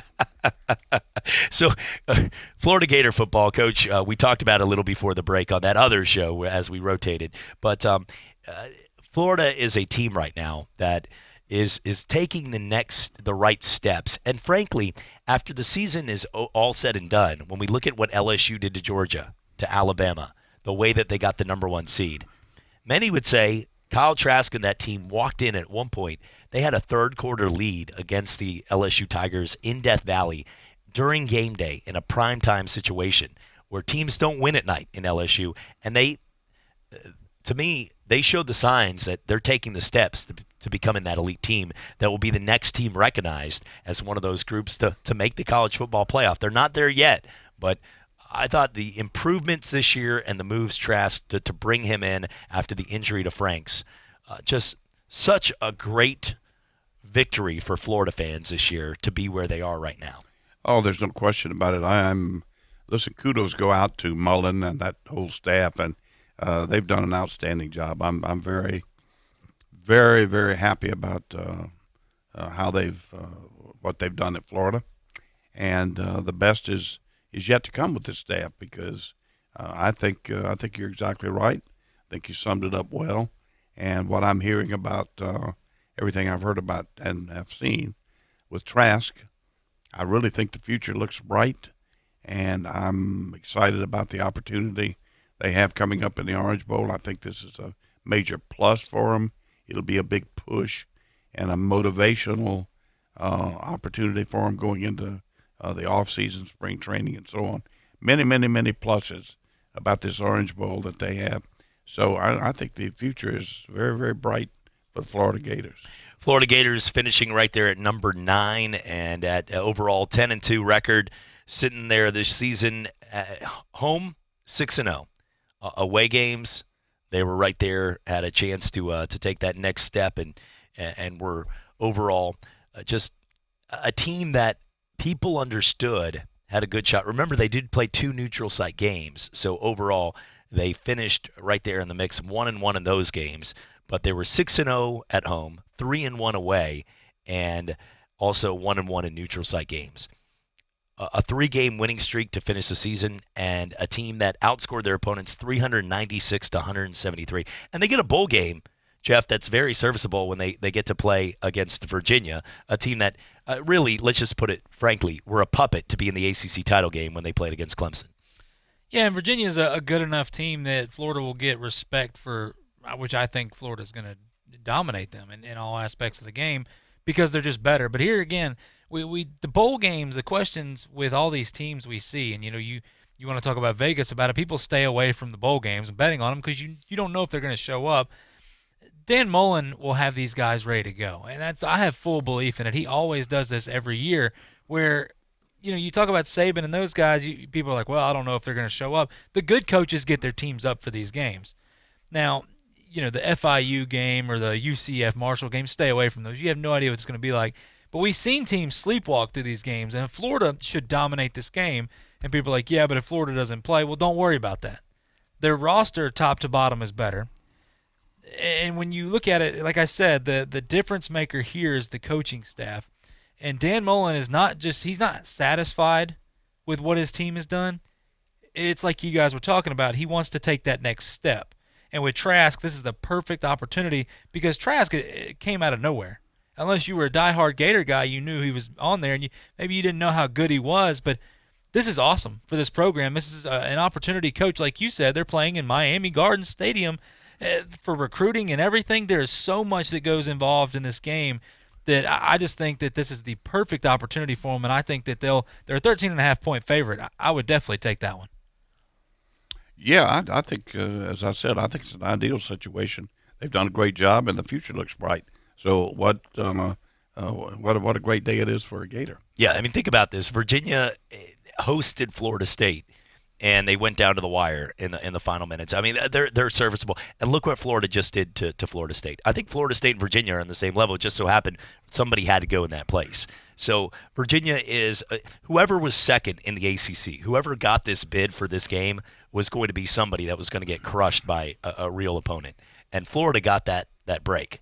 This could be I think this is going to be a 38-10 type ball game, and the Gators will dominate. They'll play that way, and that's what we're going to get. And just like last year against Michigan, they're going to get more excited for the next year and what college has. Coach, do you believe this guy has the tools though? And with receivers like our very own Jacob Copeland from right here, Escambia, a guy that has 20 catches, 266 yards, and 2 touchdowns this year. A very great athlete. Rode around with Nick Saban. Alabama was recruiting him a lot of teams. His mom obviously wasn't happy when he didn't go to Alabama on that national press conference. But you have a guy, a lot of good players returning. They are going to lose a lot of receivers, but you have a guy in Kyle Trask that's taking those next steps. Do you see him as a potential, doesn't have to be top 4, top 5, but a potential Heisman Trophy type guy for next year? Can he take that next step? Oh, it's much too early to be talking about Heisman Trophy for next year. We're just getting Heisman Trophy this year. Yeah. Well, it's already. Let's just give it to Burrow, and then we can have this guy. Well, I think we've pretty much done that. But he is. I like everything about him. He's checking all the boxes. You know, as I look at Trask, and I've had a chance to see him play a fair amount, but he's got the size. He's certainly got the intelligence. There's no question in my mind he has a football savvy about him. He's got a quick release. He's accurate. He's a competitor. He'll get it up in there himself. You know, he'll sacrifice his own body, which is going to give him a tremendous amount of respect from his peers, the football players. He's a leader. I like everything about him. I can't think of anything right now I don't like, other than the fact with an off season, a good off season, and the more he plays, the better this kid's going to be. I don't think we truly know what his ceiling is right now, because with the lack of playing time and the lack of time where coaches and really concentrate on making him better, which is what they're going to be doing. You can bet Mullen is looking at making him the best quarterback in the country next year. So, having said that, I think my expectation for Trask and for Florida is huge. I think it's a big upside. Well, and I think that's one thing too, Jeff, we got to look at, because in this right now in the Heisman, you have 3 quarterbacks and a defensive player in Chase Young, who's a beast, who's rated number 1 on all the boards as an athlete for the NFL draft. Then you have 3 guys that all of them, as we said earlier on Talk Football, all 3 of them were guys that had to transfer, who were beat out for their job and proved on the next team that they got better. Joe Burrow was a quarterback that in his first season, when he was out there at LSU in 2018, he was good but not great. I mean, they lost games. They lost at Florida. He threw the pick 6 that Florida sealed it. Lost that 7 overtime game against A&M, whether they lost it or not.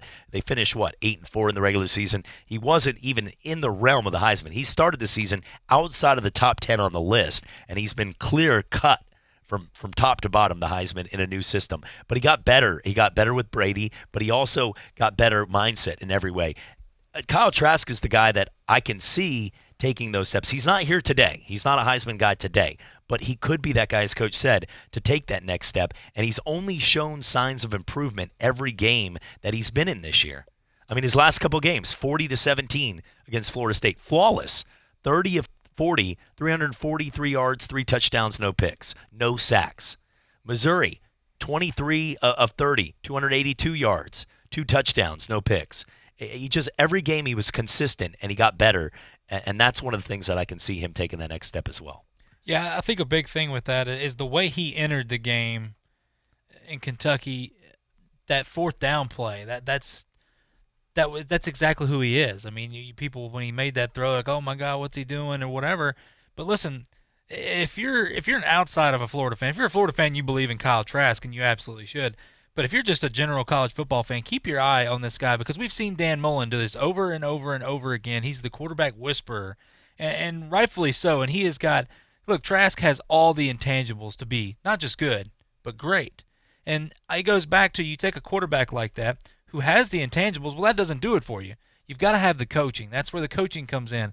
And when you have a guy like Mullen, who has continued to put guys in the NFL and stuff like this and have success, I just think that, like Coach, you said, we don't even know what his ceiling is. We're not even begin to see it yet, and I think that's the fun part. Well, too, and to keep in mind, the athletes that the University of Florida can put around him, receivers, backs. Now, you could bet that they're going to probably have an outstanding recruiting year with skilled people this year. I would bet on that. And if they can hold up front, which I think they're getting better and better at, and they play well defensively, which is a big plus for anybody on a football team, certainly the quarterback. I just think it looks good. I think the future looks good. And it's not just, I mean, Trask has been the catalyst. The plays he makes, being a quarterback, is not just throwing the football in drills. It is making those intangibles. That's what the quarterback, as Coach has played at the level, the highest level you can do, coach some of the best, And guys like Joe Ferguson and the guys, it's not about always that 3-step drop, that route. It's about the intangibles that make guys, and Kyle Trask has it. And in sports, you can't always teach that. You can practice it, but you can't teach a guy to be clutch. You're born with that gene. It's that talent that, some people have it in life, business, getting the hot girl as a kid. If you got the cheerleader, and you always go, how did that guy get that date? Some people have that it factor. They walk around with that, and Trask has it. Felipe Franks was a guy systematically that was built to be better, and that's why probably in practice he ended up getting the job. People sit back now and you go, Dan Mullen, we all think about that. We all sit back here right now and we all have respected the heck out of Dan Mullen. We all have a ton of respect for him. But then somehow Felipe Franks was beating Kyle Trask out for a job. Doesn't make any sense. And I think it was more that in practice, Felipe Franks without any protection and you're all just sort of sitting back, nobody's hitting each other, not game mode, he can drop back and throw just a perfect rocket to the guy. But when it got to that, you got all of a sudden different blitz packages that all of a sudden, fourth quarter, that big moment. Trask was the kind of guy that made the plays that Felipe Franks didn't. And that's what the Gators have. They have a leader in those big moments. Yeah, and as you say with intangibles, listen, in particular with the quarterback position, the intangibles outweigh the measurables. And I could prove that over and over and over again. Your story with Joe Montana. Joe Montana is the greatest story there is. The measurables can't make it in the National Football League. 0. On a grade of 0 to 10, give him a flat 0. He doesn't pass the eyeball test. He's got a weak arm. He can't, blah, blah, blah, on and on and on. Go look at the film. Notre Dame is number 1 in the country because of one guy. Montana, and look at what he did in pro football. But the measurables completely outweigh, the tangibles completely outweigh the measurables. And that's not the only example. There are others as well.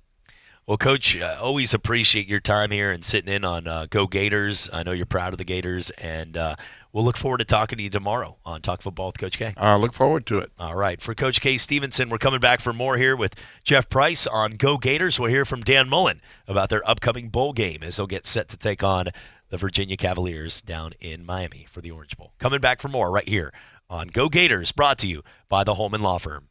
This is a message for all parents. If you as an adult think it's tough being separated or divorced, have you truly stopped to consider how your being separated or divorced affects your children? How parents treat one another, either during or after divorce, can have lifelong effects on your children. Whether you are separated from your spouse or even actually divorced, in either situation, keep in mind that you and your spouse are parents forever. Hello, my name is Stephen T. Holman, and I am a family law attorney. If you have questions regarding custody, visitation, or child support, call me today for a free consultation at 435-6909. That's 435-6909.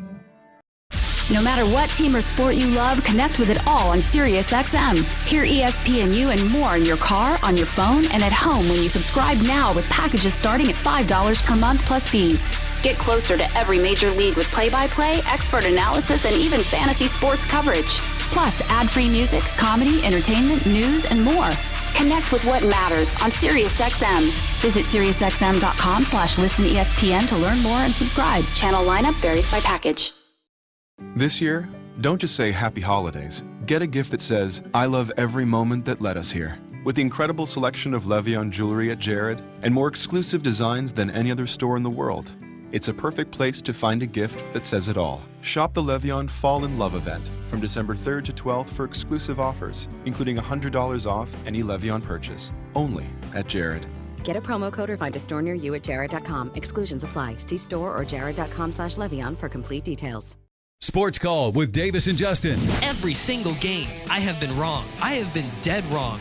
I have been so wrong. Top sports stories, the biggest games. With Houston's lineup and their roster, you know that they're all really dedicated. The chemistry is there, and they're hard to beat. The weekends are made for sports, so catch Sports Call with Davis and Justin every Saturday from 11 to 1 on Pensacola's home for sports. ESPN Pensacola, 1330, FM 99.1. You're listening to Pensacola's local and ESPN sports station. Your favorite ESPN radio shows, plus high school and UWF Argo football. ESPN Pensacola 1330.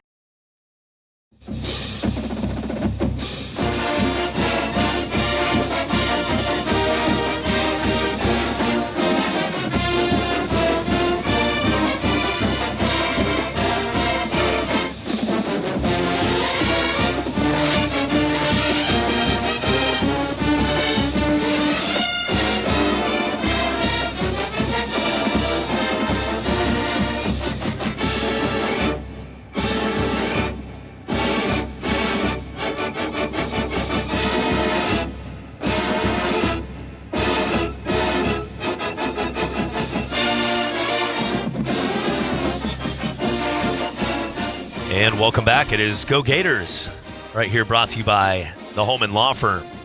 Justin Holman just got married. Congratulations. And Stephen T. Holman, his dad, doing a great job with the law firm. And look, protecting families' rights. Going through a tough divorce is not easy for anybody. But at the end of the day, the best parents are both parents. And the opportunity to meet with a respected lawyer that has your back, has been doing it for years here in the Pensacola area, and does a great job making sure. A number of people that have used the Holman Law Firm, and, as it's never, like I said, never something that people want to deal with, but there's over a 55% rate in this country for reasons, and just dealing with numbers and facts sometimes, so people don't want to hear that. Like whoever posted Illinois had more wins than Alabama this year in the top 25. That nobody wanted to hear that, right?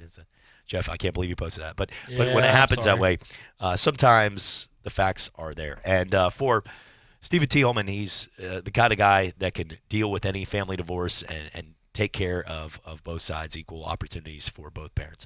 Taking a look at right now the Florida Gators this year and their games, the 2020 commits.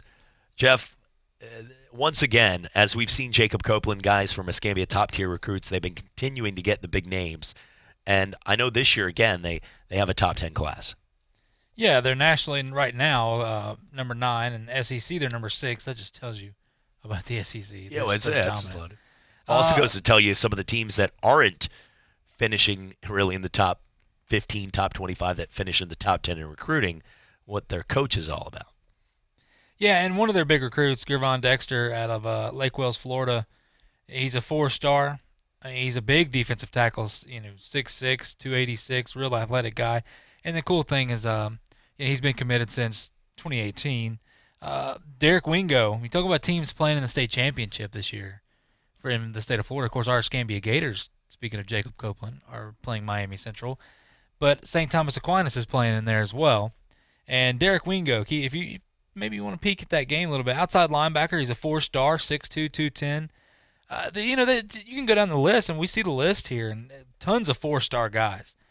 And when you look at it, I know that people want that 5-star or whatever. Those are rare, very rare to get. But just look at this list. How many 4-stars Florida has? It's just unbelievable. And that's where you get the success from. When you look at these teams and you look at what Alabama has done, and you look at what Clemson has done and things like that, Georgia's or whatever, their roster is littered with 4- and 5-star athletes. And really, and I say this, Oregon has done it a little bit differently. Cristobal knows he can't go steal these 5-star recruits necessarily out of these guys' hands. He goes for a lot of those low tier 3 and 4 stars and builds them into his, scheme that he wants to run. And it's worked out somewhat for him so far. But anyway, when you look at Florida, they've been dominant on defense for so long. That's what they were known for. That's what won them ball games when their offense couldn't score. But now you look and they're becoming a bigger name, and I think that's where Dan Mullen is a fantastic recruiter. But if you're a recruit and Florida offers you, even if, and it's more, you've always wanted to go there from defense, but if Dan Mullen offers you and you're an offensive player, whether you're a receiver, quarterback, running back, whatever it may be, how do you not want to go there? Like, he is such a unique mind, and he is so creative, and I just think that when you look at this recruiting class, they're number 9 right now. They're going to go up. I mean, they're going to continue to go up, and that's like Coach was saying earlier. The fact that they're playing down there in Miami, that's like tremendous for recruiting because that's the hotbed of all these 4- and 5-star athletes. And Dan Mullen also talked to one of the keys is what you think of your coach and your team, and Dan Mullen doesn't expect anyone at this point to be sitting out for the bowl game. I mean, they don't have the top 5 guy. They don't have the guy that's going to be, Chase Young in the draft or Justin Herbert, but they do have a lot of good players and they have a lot of seniors. And it looks like one of the Florida's stars that would be sitting out, he doesn't expect them to do so. Cornerback C.J. Henderson appears to be pretty much the only guy declaring for the 2020 draft early. And at least at this point, he's a top 10 pick. He is. And I mean, that makes sense. But C.J. Henderson made that announcement. But he's been that sort of guy. He's that guy. And he's going to be he's a star. He's that good. but they have a number of top NFL draft prospects who also might have, the guys on the fringe of protecting their health in this game. Jonathan Grenard, guys that have had great seasons. You got Trayvon Grimes and the Kadarius Tonys, who he didn't have a star season, but he's an athlete. Defensive linemen like Kyrie Campbell, Tadarius Slayton, Marco Wilson is a guy that made a huge impact for him. The Brad Stewart, Sean Davis is the world. They also can consider the draft at this point. So those are the names. I mean, and we're going to pay attention to all of the ones, that will be on. And they'll know well in advance because this is one of the later games near New Year's. But, I mean, overall, it's... Well, Jonathan Grenard, and I get C.J. Henderson, I get that. But Jonathan Grenard's one that may be one... That he can utilize. Well, there's two ways to that. Now, he has been injured a ton this year. So maybe he's worried about going out and getting hurt. Or, I agree with you, he could go out and prove to people that he's dominant. When he plays, he's unbelievable. I mean, he's one of those guys you could just see. When I think of linebackers, I think of like the old Bears, and I think of like the Ravens and stuff with Ray Lewis and Suggs and all those guys. Like, that's the way I look at him. Like, he is a difference maker. But when you look at guys like Kadarius Toney, it's crazy that I remember watching Toney in high school. When he was at Blount High School over in Mobile, he was a quarterback and he was phenomenal. Just thinking like guys like that are on the fringe, they need to come back one more year because Kadarius Toney, he could really shine next year when they're losing some of their key receivers.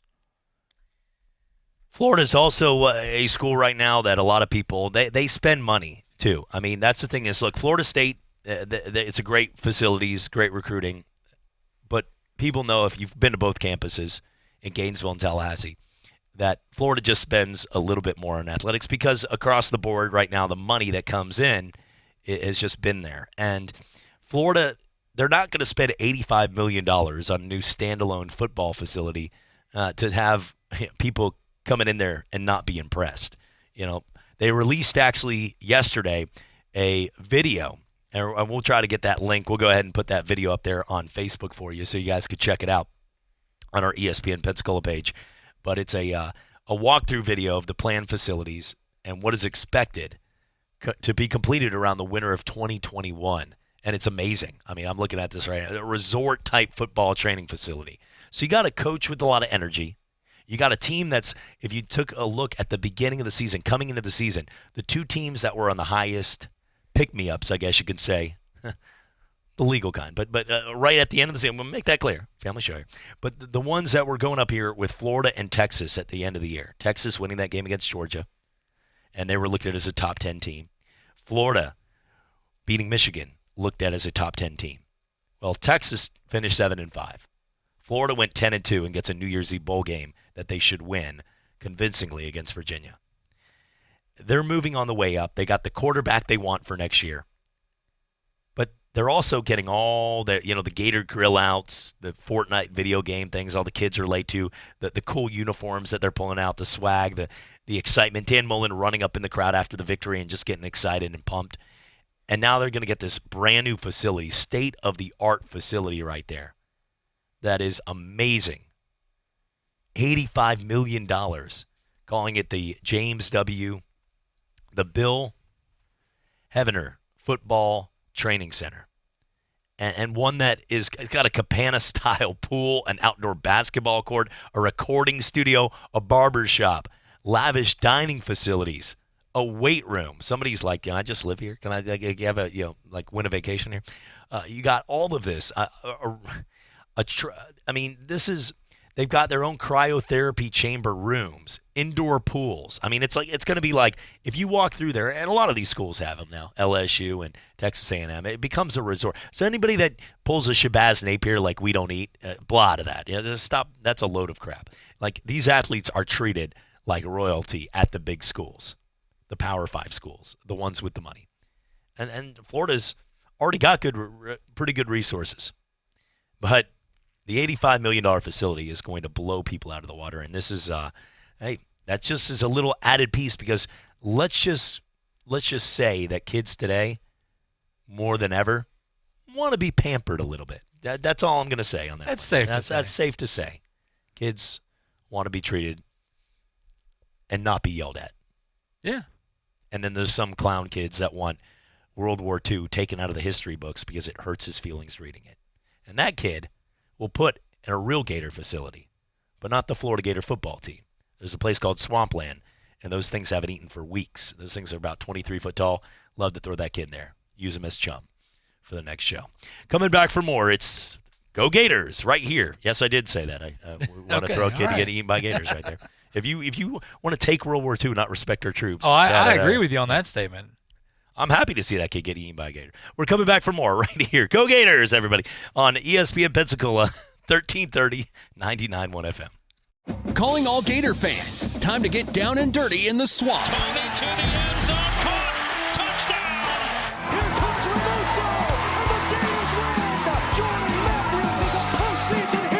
ESPN Pensacola 1330 FM 99.1 brings you Go Gators every Tuesday at 1 p.m.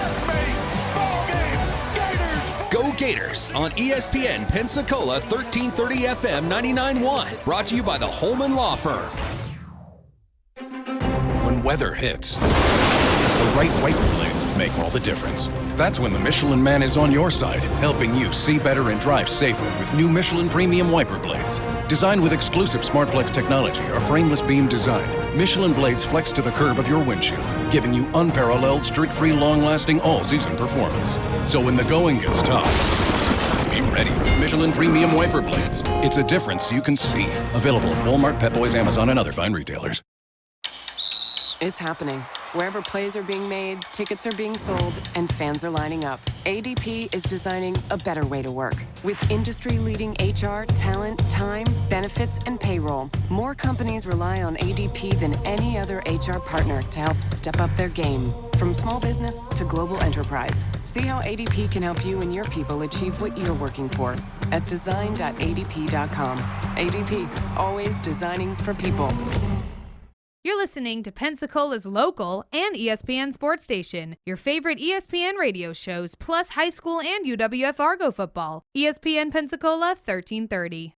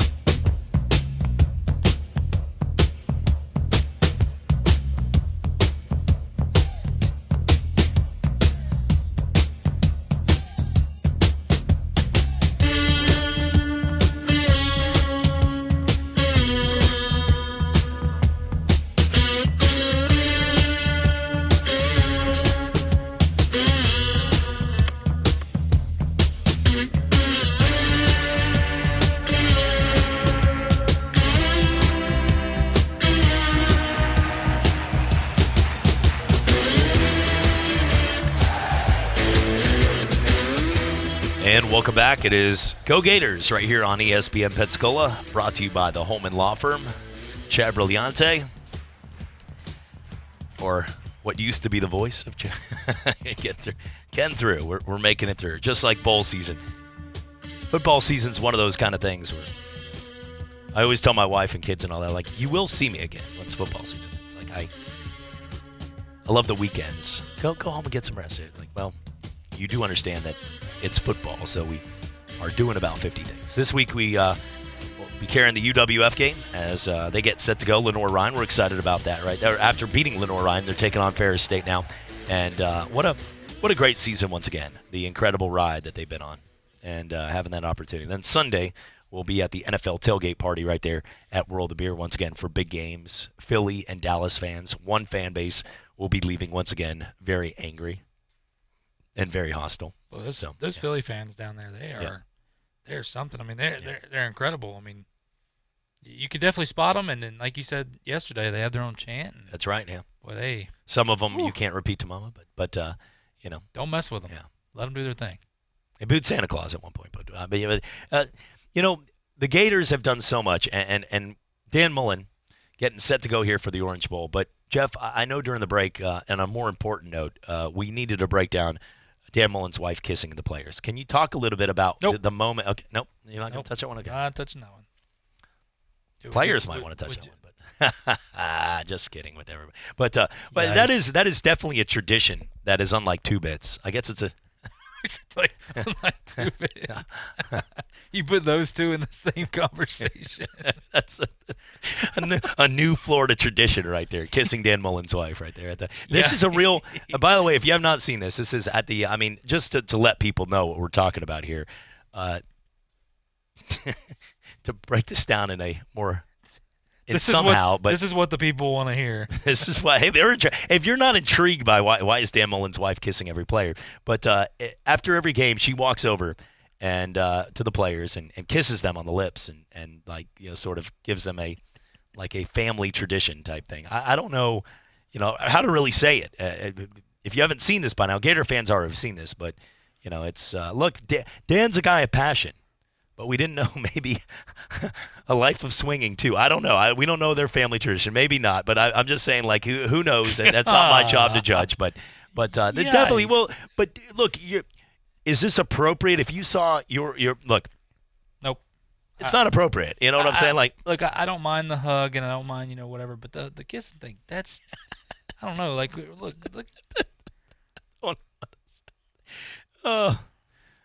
Oh man, it's almost like a full out like Kama Sutra thing going on here. This is not appropriate for some of our viewers right here. This is okay. So now she's giving like head nosies here, like head rubbies you do to a baby. That's what you were doing to me earlier. Man, that's a 6'5", 330-pound man right there, and she got on her tippy toes to give this guy like head rubbies right there. But all right, for the Florida Gators, let's get back into let's get back in this. Hey, somebody was like, hey, look, I'm intrigued. Continue. One of the guys flicking through the dial right there, like, please continue. The article, people are mad because they're saying she's sexually harassing the players. That's just not. No, the players could tell. I don't think any of the players are saying no. They're laughing. Like it's not like his great grandma's doing it. But here's the thing: the Florida Gators finished the season at 10-2. A great season, one that I think they'll. I mean, to improve on 10-2 is always tough when you play in the SEC because. They lost the games that they were supposed to, and then the ones that were borderline, they end up winning. They lost to the two teams that they were expected to lose to, and they won every borderline game. At the beginning of the season, you would circle Georgia and LSU as those games. Then there are those games against teams like Missouri, against teams like Auburn this year, against Florida State. Sadly, over the past few years before Dan Mullen, Tennessee and Kentucky, those kind of games, that you never knew. This year for Florida, they won all of those. Miami.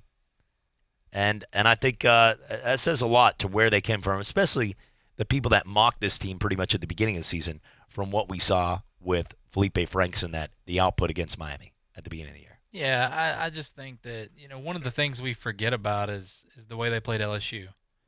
And they were leading in that game for a while. And when you look at what the LSU has done to people this year, that game shows you what the potential they can be. And you're losing some players, and you got a lot of things going on. People may go to the draft or whatever. I think a lot of this team's coming back next year. And I think it's another year. Remember, Dan Mullen has not been there long. It's another year Dan Mullen has with this team. And we've seen his teams. Now, listen, when he was at Mississippi State, there was only so much he could do. I mean, you're at Mississippi State. And no offense to Bulldog fans out there, but I think you kind of get what I'm saying here, and you understand. But when you look at what he's done in the years he's been there, he's made this team a team that, they would win 9 ball games, but they would win them by like 3 points. They had to rely on that field goal at the end. This team can score. They can play defense. They can do a lot of things. And my game this year where I started to believe in them a little bit was that LSU game. It's because we didn't know that LSU was as good as they were then. We knew they were talented. But to see LSU now and then go back and watch that game, you're like, wow, like they could have won that ball game. Now, yeah, couldas don't get you anything, but that just shows you the talent they have on that roster. And Dan Mullen talking at the end of the regular season, talking about the confidence, the win against Florida State, what really this team was all about. You could tell that it was the energy levels were there. Finishing the right way. the effort, and I love that. I thought we played with great effort. At times we were a little sloppy execution-wise, but I thought we played with great effort the entire day. Anytime you look, and a great season, at our guys. Every one of our guys. It's a heck of a year for us. You look, you beat the semis like that, and then you beat Miami to start the year, with playing two Power 5 non-conference games against huge in-state rivals. Not many people are doing that on top of an SEC schedule. So for our guys to have the mental, physical toughness to finish the year the way we did was fantastic. The way we finished that game, I thought was fantastic. All the way to the final whistle. We're competing, playing, going hard. Not worried about anything, but as hard as we could go on the next play. I thought that was great. Great, obviously, I want to thank all the Gator fans, Gator Nation. You've heard me say it over and over. If we pack the swamp, we'll win. Not we win and we'll pack the swamp, Coach. It doesn't work that way. It's the other way. And you look at our fans, what they were able to do all year. Crowd was unbelievable. Every home game was unbelievable. Gave us that home field advantage. And lo and behold, we go undefeated at home. And I think that's really special. And I thank all the Gator Nation to go do that, go follow through with that. So. Right now, we'll get our coaches get to head ready to head out, hit the road recruiting. Players get to go wrap up final exams, and we'll find out where we go here. Hopefully, in a couple weeks, right? We get to see that. Never know how that's going to play out. Hopefully, did enough to get a New Year's Six bowl, maybe even more. I saw right. Baylor beat a 6-win team last week and jumped up 5 spots. So we did the same today, pretty handily. So we'll see how that works. Before we open up for questions, we're going to move really quickly tonight since the players are trying to get out of here. So get your questions in, and we'll move close. Get them in quick. Go. Edgar. Ready, set, go. You got a mic. Go. Oh, Edgar, Mike, go. So, you mentioned the New Year's Six. That's obviously on your radar. Where do you? I don't have a vote, so. Well, what do you think? What do you think you guys have accomplished in that respect? Especially you're looking.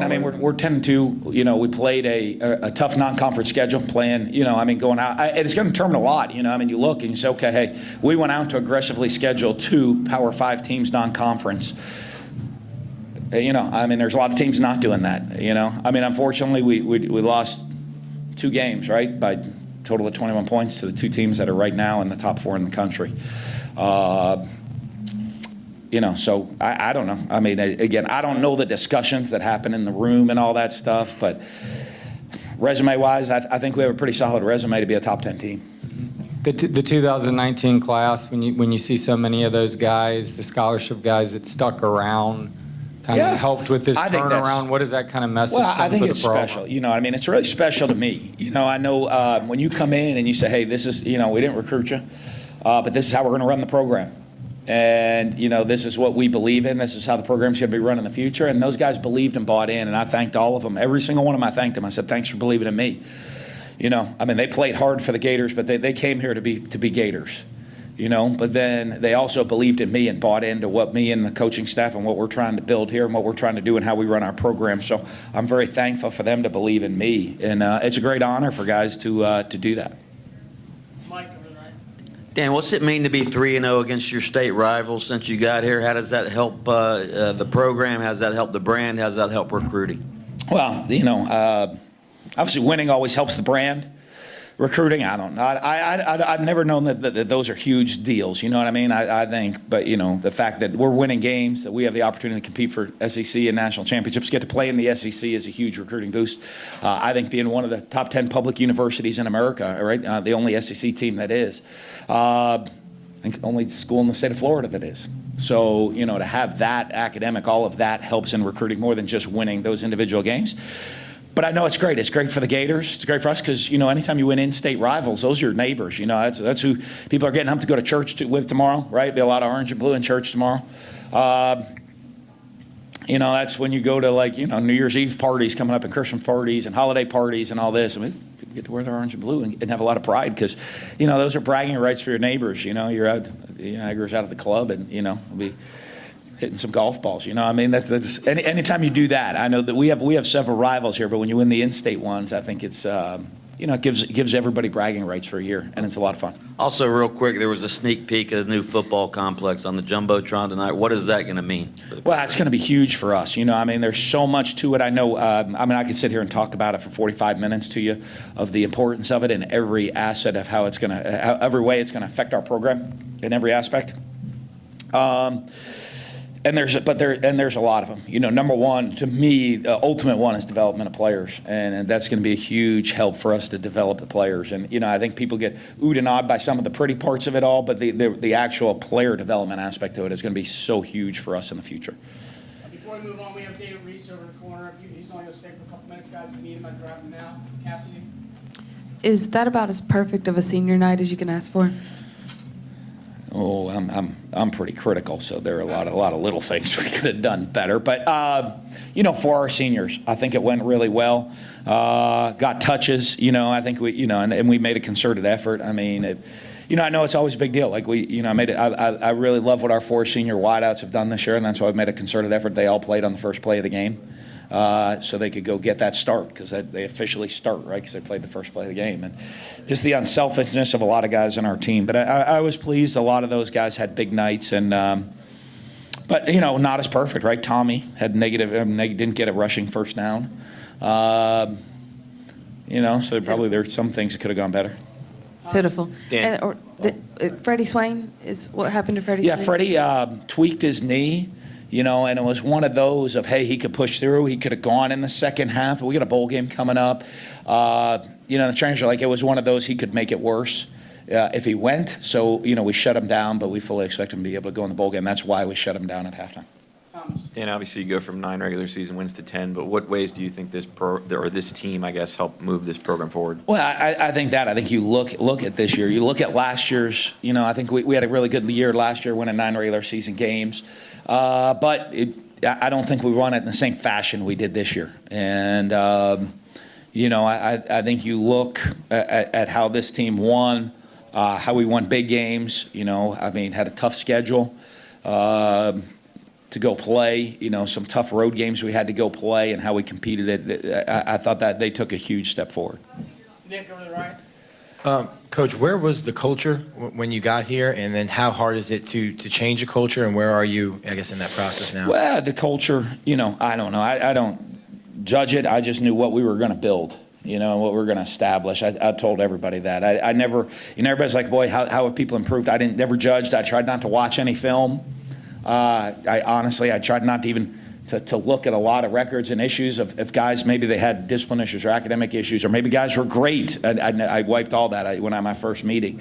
Came in and said, this is what we're going to do, and we need you guys to buy in, and really they have. And, I've been really pleased with how the guys have bought in and the success we've had, and hopefully we continue to build that going into the future. And if you had a 24-month calendar, is this where you planned on being at this point?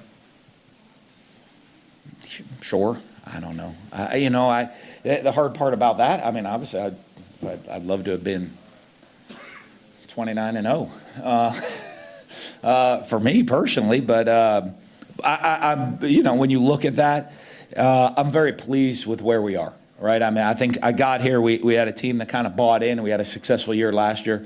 Guys continued to bought in, worked, and I thought we were even better this year than we were last year. And I think that's really that. So that is. Am I pleased with that? Absolutely, because that means we're heading in the right direction of heading where we want to go, which is it's a success.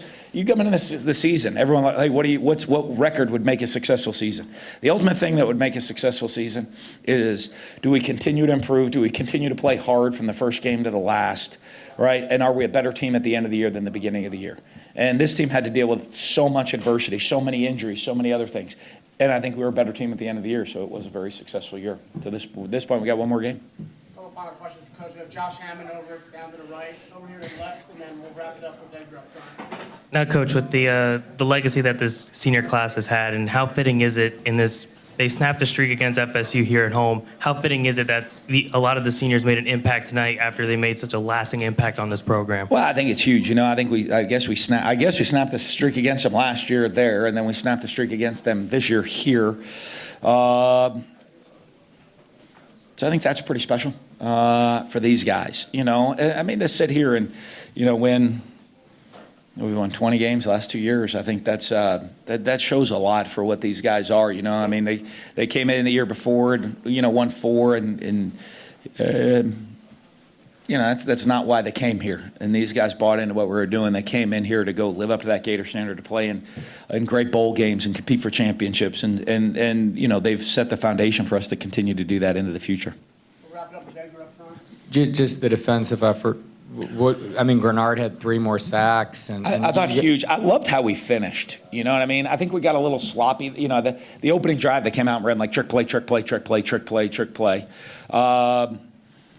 Then the second half, we kind of hit a quick lull in there defensively, but we came out and finished strong. And, you know, I talk to our guys, they'll tell you, I talk about finish. You know, we talk about it in the office, hey, let's finish the workout, finish the drill, finish this.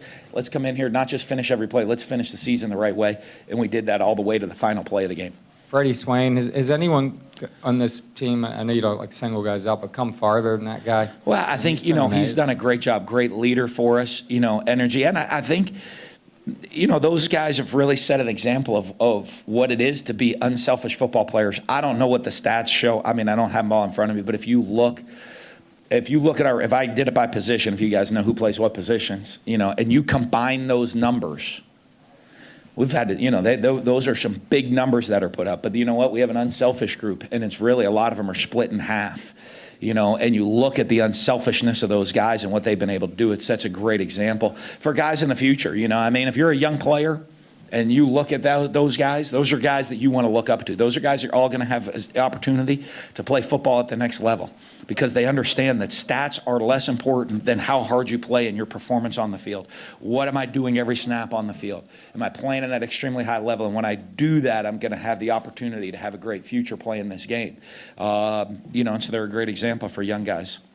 And that was Coach Dan Mullen after the victory against Florida State. Just recapping a great season.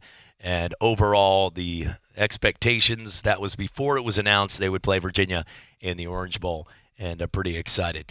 Overall, it's been an incredible season, 10-2, and the Gators get set to head down south. Not a bad vacation spot for some of the fans. Get a nice tan. Get to watch a lot of grandparents in Hawaiian shirts walking around with their daughters, right? That's what, right, Jeff? Right there. They walk around their daughters shopping, and sometimes sharing ice cream and things like that. So we're coming back for more. It's Go Gators right here on ESPN Pensacola. When weather hits, the right wiper blades make all the difference. That's when the Michelin Man is on your side, helping you see better and drive safer with new Michelin Premium Wiper Blades. Designed with exclusive SmartFlex technology or frameless beam design, Michelin blades flex to the curve of your windshield, giving you unparalleled, streak-free, long-lasting, all-season performance. So when the going gets tough, be ready with Michelin Premium Wiper Blades. It's a difference you can see. Available at Walmart, Pep Boys, Amazon, and other fine retailers. What did you buy Tasha for Christmas? Cookbook. Oh, fumble. What do I do? JCPenney's got you covered.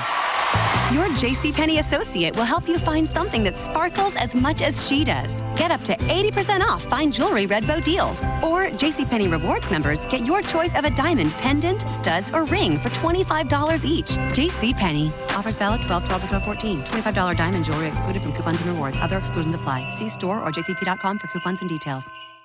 This is a message for all parents. If you as an adult think it's tough being separated or divorced, have you truly stopped to consider how your being separated or divorced affects your children? How parents treat one another, either during or after divorce, can have lifelong effects on your children. Whether you are separated from your spouse or even actually divorced, in either situation, keep in mind that you and your spouse are parents forever. Hello, my name is Stephen T. Holman, and I am a family law attorney. If you have questions regarding custody, visitation, or child support, call me today for a free consultation at 435-6909. That's 435-6909.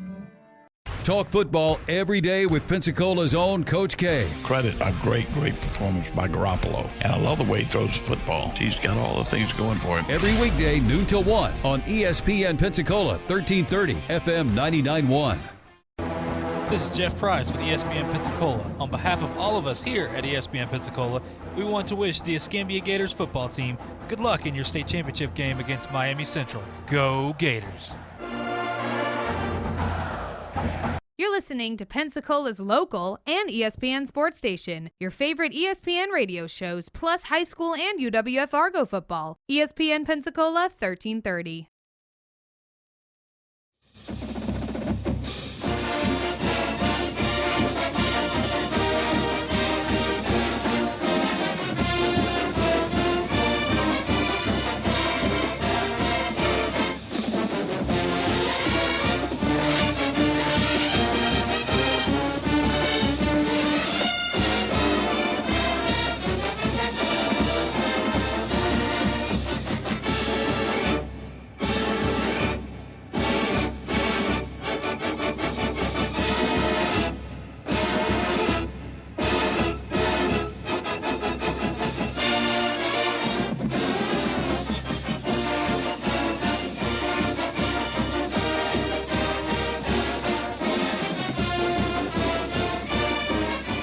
And welcome back right here to Go Gators on ESPN Pensacola, 1330 AM, 99.1 FM. Well, Florida Gators getting set for the game against Virginia. And if you're looking for some, I guess you could say, bowl arrangements to get set to go here for the upcoming schedules, it is one that a lot of people, I think, when you talk about the Orange Bowl and what it means, it's always been one of the biggest bowl games. And now having the opportunity to go out there and play in this one is one that a lot of people will be paying attention to and should be a lot of fun. That's all the time we have for Go Gators. We appreciate it.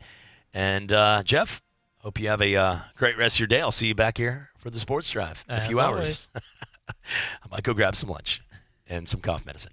Coming back for more, it's Paul Feinbaum Show right here on ESPN Pensacola. 6,000 or visit our website at ESPNpensacola.com. ESPN Pensacola, 1330 AM, 99.1 FM. WEBY, Milton, Pensacola.